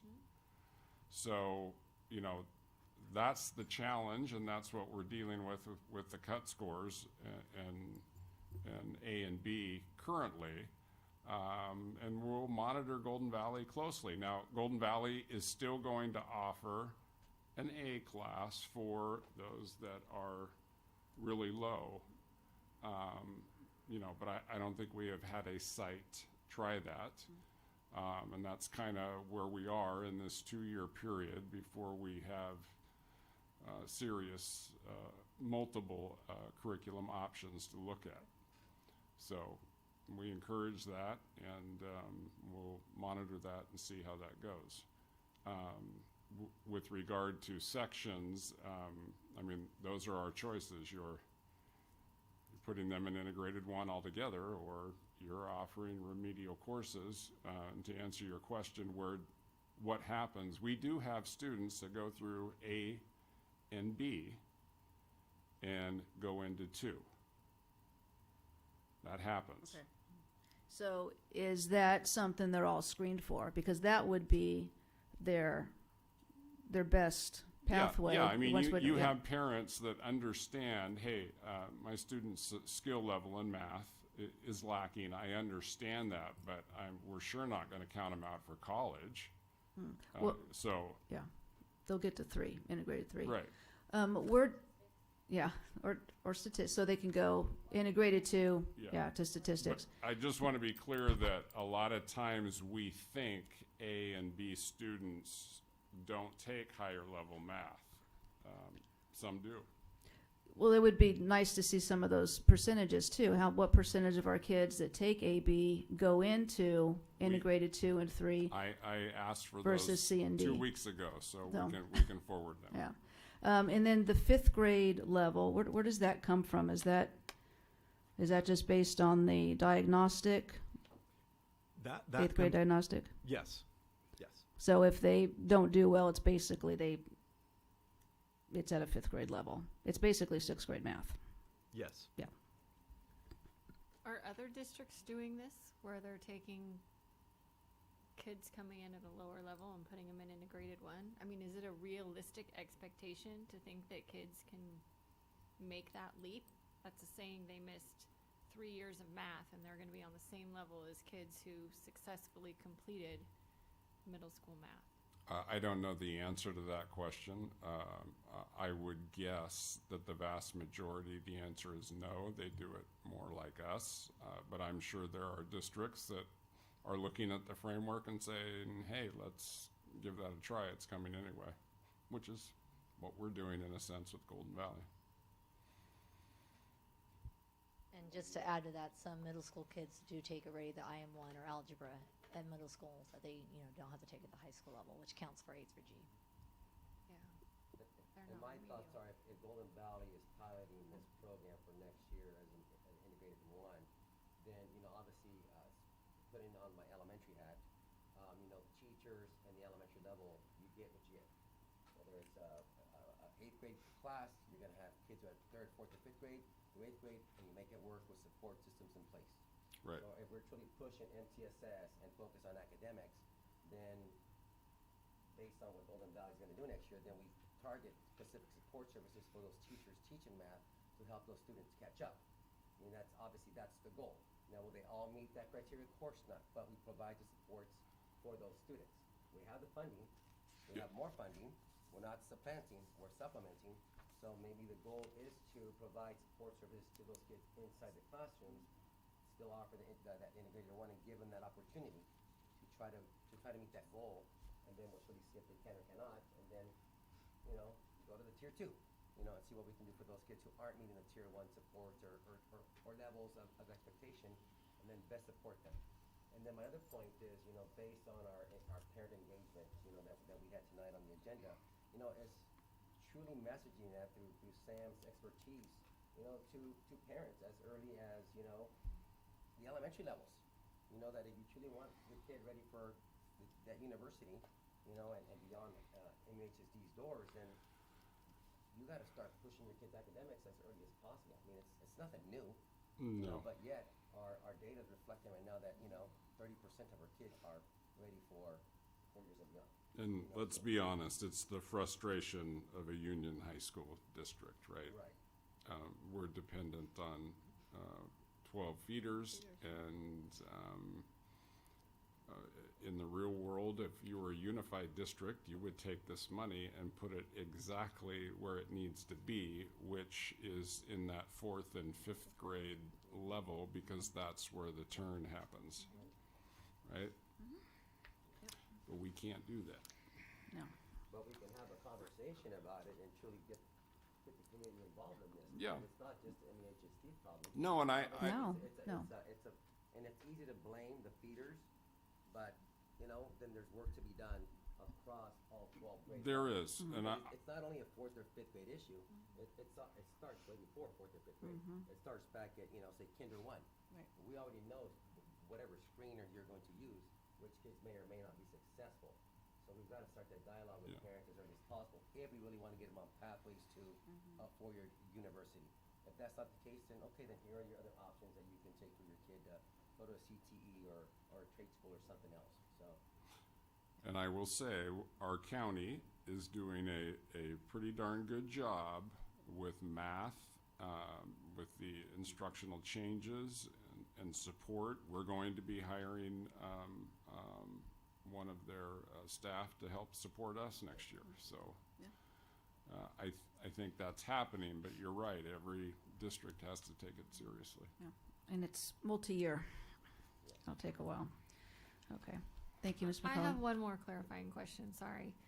The metric, today it's 30%, is that seniors who graduate with all A to G requirements completed? That's what that number is? Okay. Correct. And Okay. I got a couple, just in case you guys asked. Math last year, seniors, 43.7. Got 30 plus credits, 3 years of A through G Forget it. math, with C minus or above, so 43.7. And then I didn't know if you wanted to bring up foreign language, because that's what we always, back in the day, used to think about foreign language. And that was 49.1% of our. I didn't turn it on. That's what it was. Okay. I know it's Zoom. Sorry, everyone at home. All right, one more time. Students who graduated last year in 2021 with 3 years of math or 30 credits, A through G math, C minus or better, was 43.7%.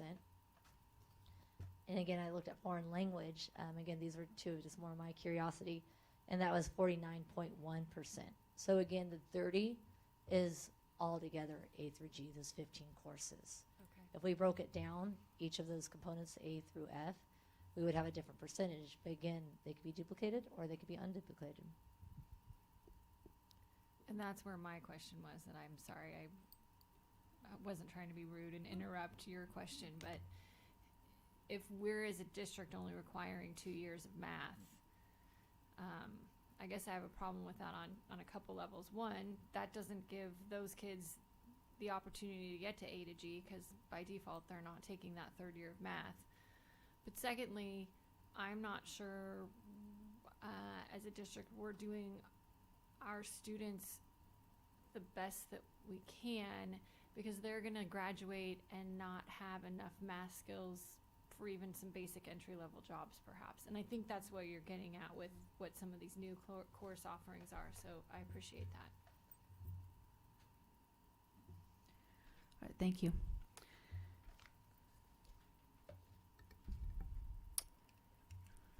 So are we finished with that? We need a motion? Okay. The superintendent recommends approval for this action. So moved.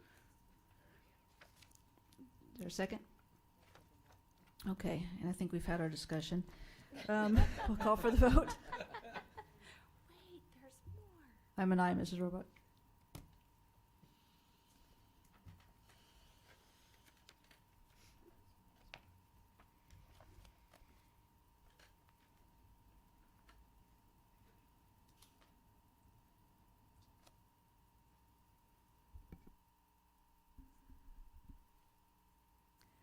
Okay, motion carries 4-0. Thank you. Next, we have approved school bell schedules for 2022-23. Dr. Weimer. Yes, and real quickly here before I begin, just for everyone who has probably noticed last month, and I didn't mention, but it's becoming a more permanent fixture. Both of them are not Leslie Rohrback sitting across from me, so I would like to introduce Heidi Wilson tonight, so you can put names with faces if you have not actually met. She is the administrative assistant in the business services office. Welcome, Heidi. For the school bell schedules in 2019, Governor Newsom signed Senate Bill 328, which does not allow middle schools to start before 8 a.m. and does not allow high schools to start before 8:30 a.m. Yeah, most of us didn't understand why that difference is there, but it is.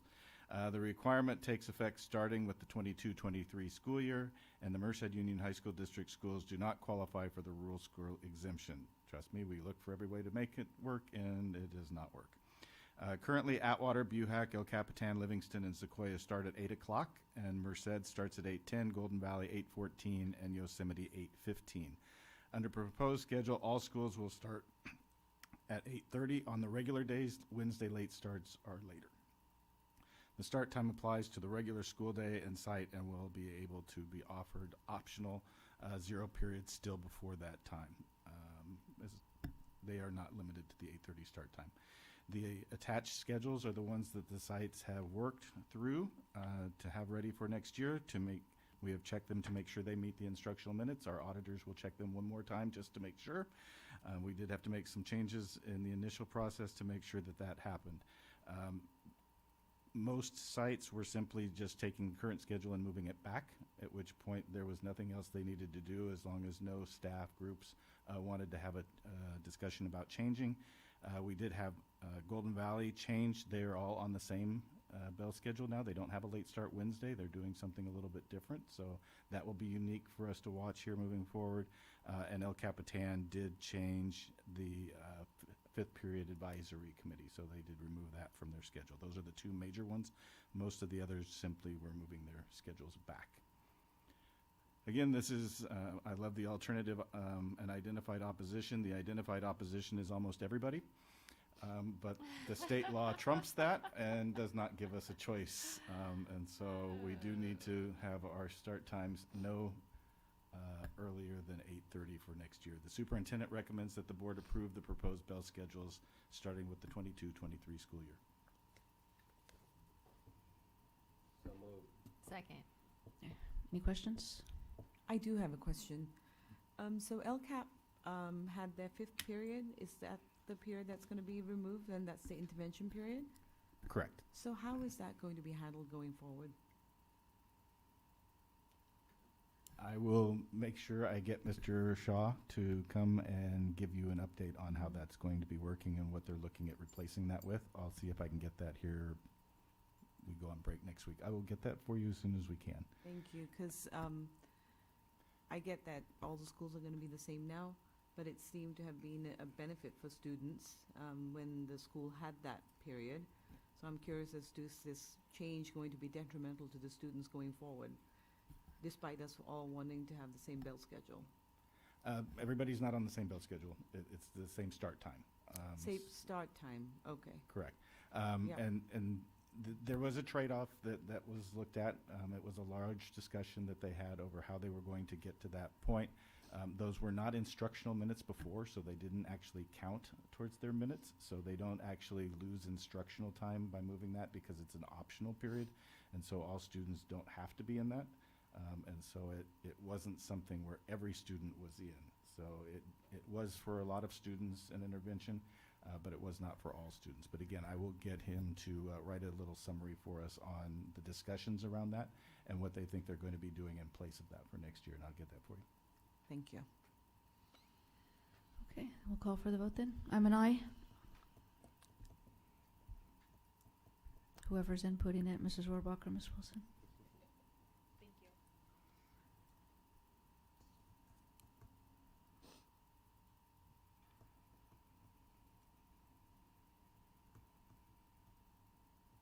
Okay, motion carries 4-0. Thank you.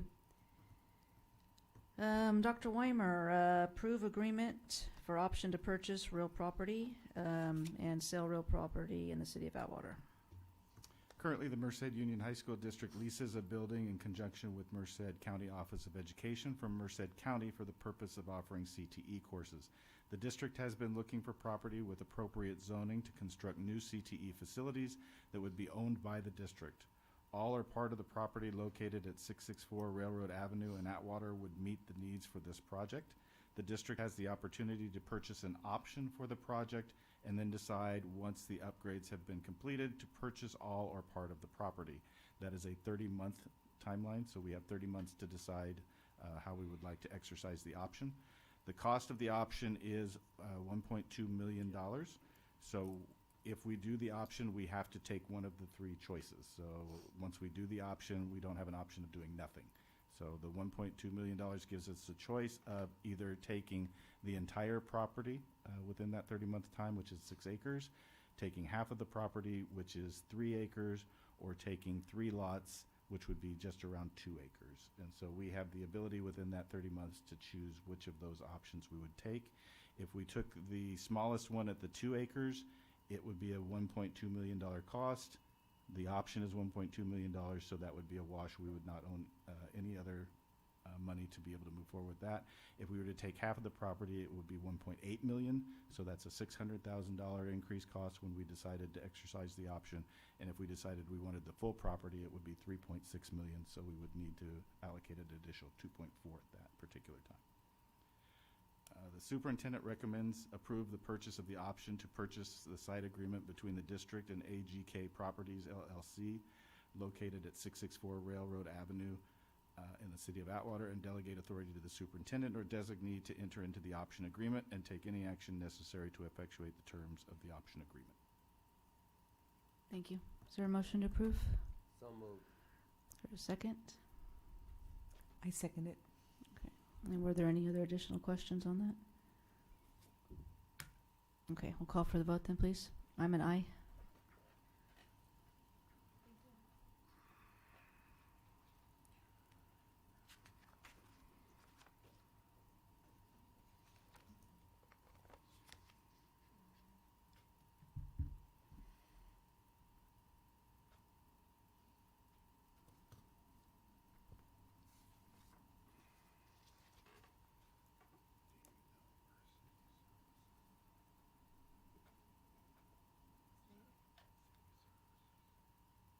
Okay, motion carries 3-1. Okay, next item is to appoint a board representative for the Merced County Committee on School District Organization. So that one is for us. The Merced County Committee on School District Organization is the legally constituted body to deal with matters of school district organization in Merced County. The board is being asked to select a member representative for the Merced County Committee on School District Organization. This committee has the responsibility in processing proposals regarding the structure, membership, and areas of representation of members of school district governing boards. For more detailed information, you may find the School District Organization Handbook on the California Department of Education's website, which was linked to the documents that were given to us. The alternative to having us appoint someone would be not to appoint a representative. However, that's not recommended, as our district would not be represented. So, is there anybody who would like to do it? You want to do it? I make a motion to approve as ham. Really fast. I second Before she that. changes her mind. Okay, I have a motion and a second. I will call for the vote then. I'm an aye.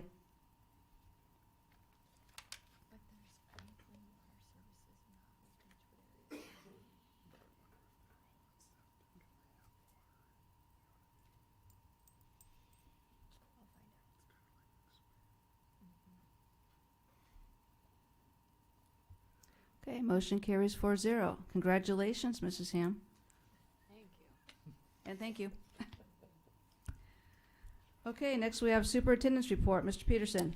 Thank you, President Pickle. Thank you, Principal Jolly, and staff here at Livingston High School for hosting us tonight and an outstanding presentation. We look forward to your first band review. I'm sure it will be great and just wonderful to see everybody out tonight for the first time. I think all of us were looking forward to that and are very happy about that. I want to send a special shout out to the El Capitan High School Color Guard team who recently participated in the World Championships in Dayton, Ohio. It's great to see that group pick up where they left off before COVID. Very proud of all of them. Today we had the Flip the Switch event, marking our district switch to solar. It's fitting that it happened with Earth Day just around the corner, and I'm very pleased with all of our efforts, the board, Melissa, Ralph, all leading the way. Thank you, along with Ingie, getting this project done under undesirable circumstances, to say the least. Thanks to Dr. Aguilar, Director Johnson, and Director Inigas for the updates and the newest superintendent goals. These are all ongoing multi-year goals, but they have done a really good job in the last 2 months to kickstart that effort. So thank you. Congratulations to our Employees of the Year for 21-22. Merced High School Associate Principal Joel Sebastian is our Administrator of the Year. Let's give Joel a hand. El Capitan High School Teacher Kyle Clinton is our Certificated Employee of the Year. And Livingston High School, right here in Livingston, Mandy Onate was selected as our Classified Employee of the Year.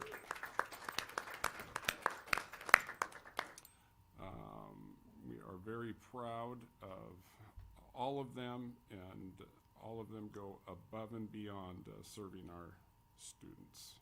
So thank you. And I will be visiting all of them soon and giving them their plaque.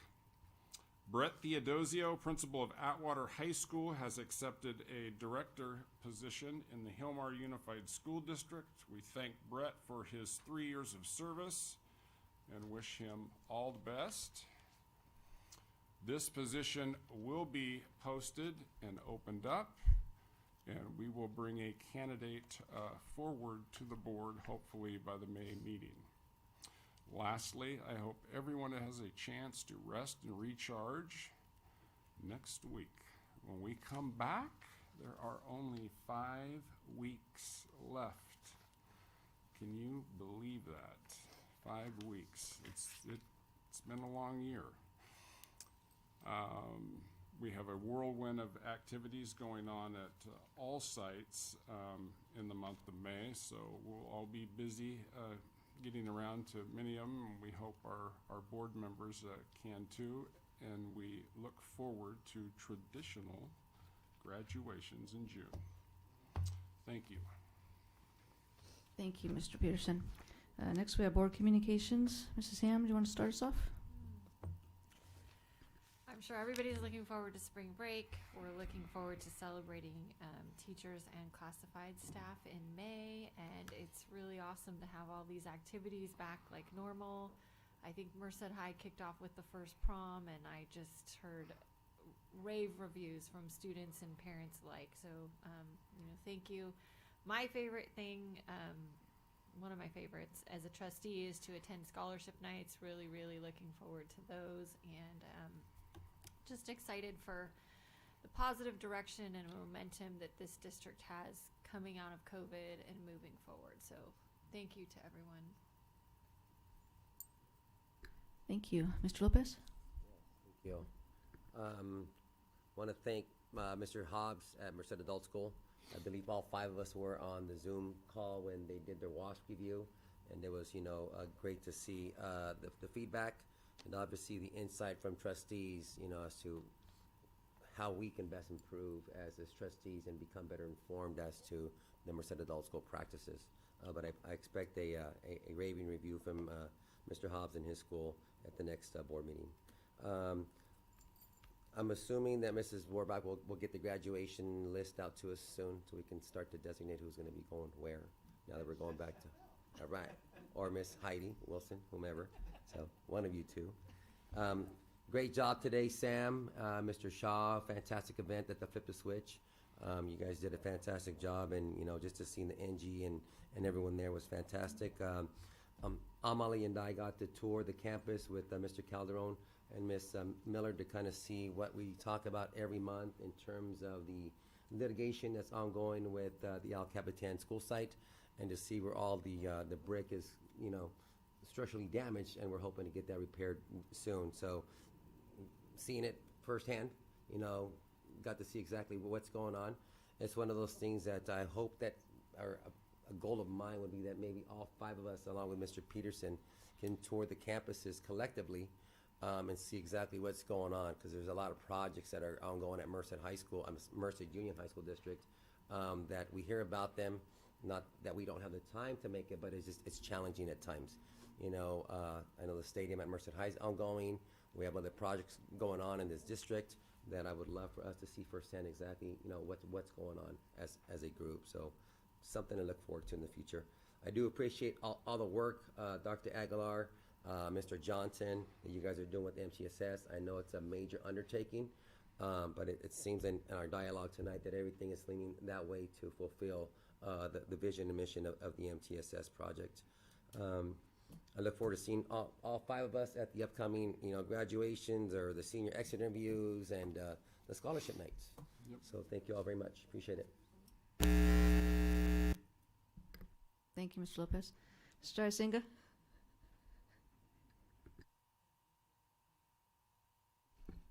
Nice thing about going last is I get to piggyback on what my fellow trustee said. So I echo everything both of you said. Congratulations to all the winners of the awards recently. It's so nice to see all the sports activities. So good luck to everyone competing over the next few weeks. Thank you again, Mr. Jolly, for the wonderful tour today. And then to each and every one of you, happy spring break. Have a safe and happy spring break. Thank you. Thank you. Just quickly, thank you, Mr. Jolly, to you and your staff for hosting, and your students and their presentation. It was fantastic.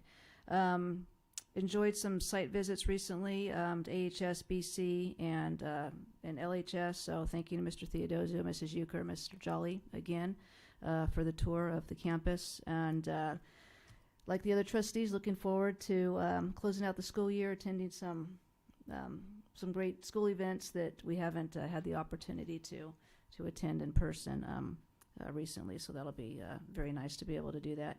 And thank you to the staff for the updates. Those are very helpful, very informative. And that is all that I have, I believe. So any other comments before we close? Okay. Then with that, we will adjourn at 8:16. Thank you, everyone.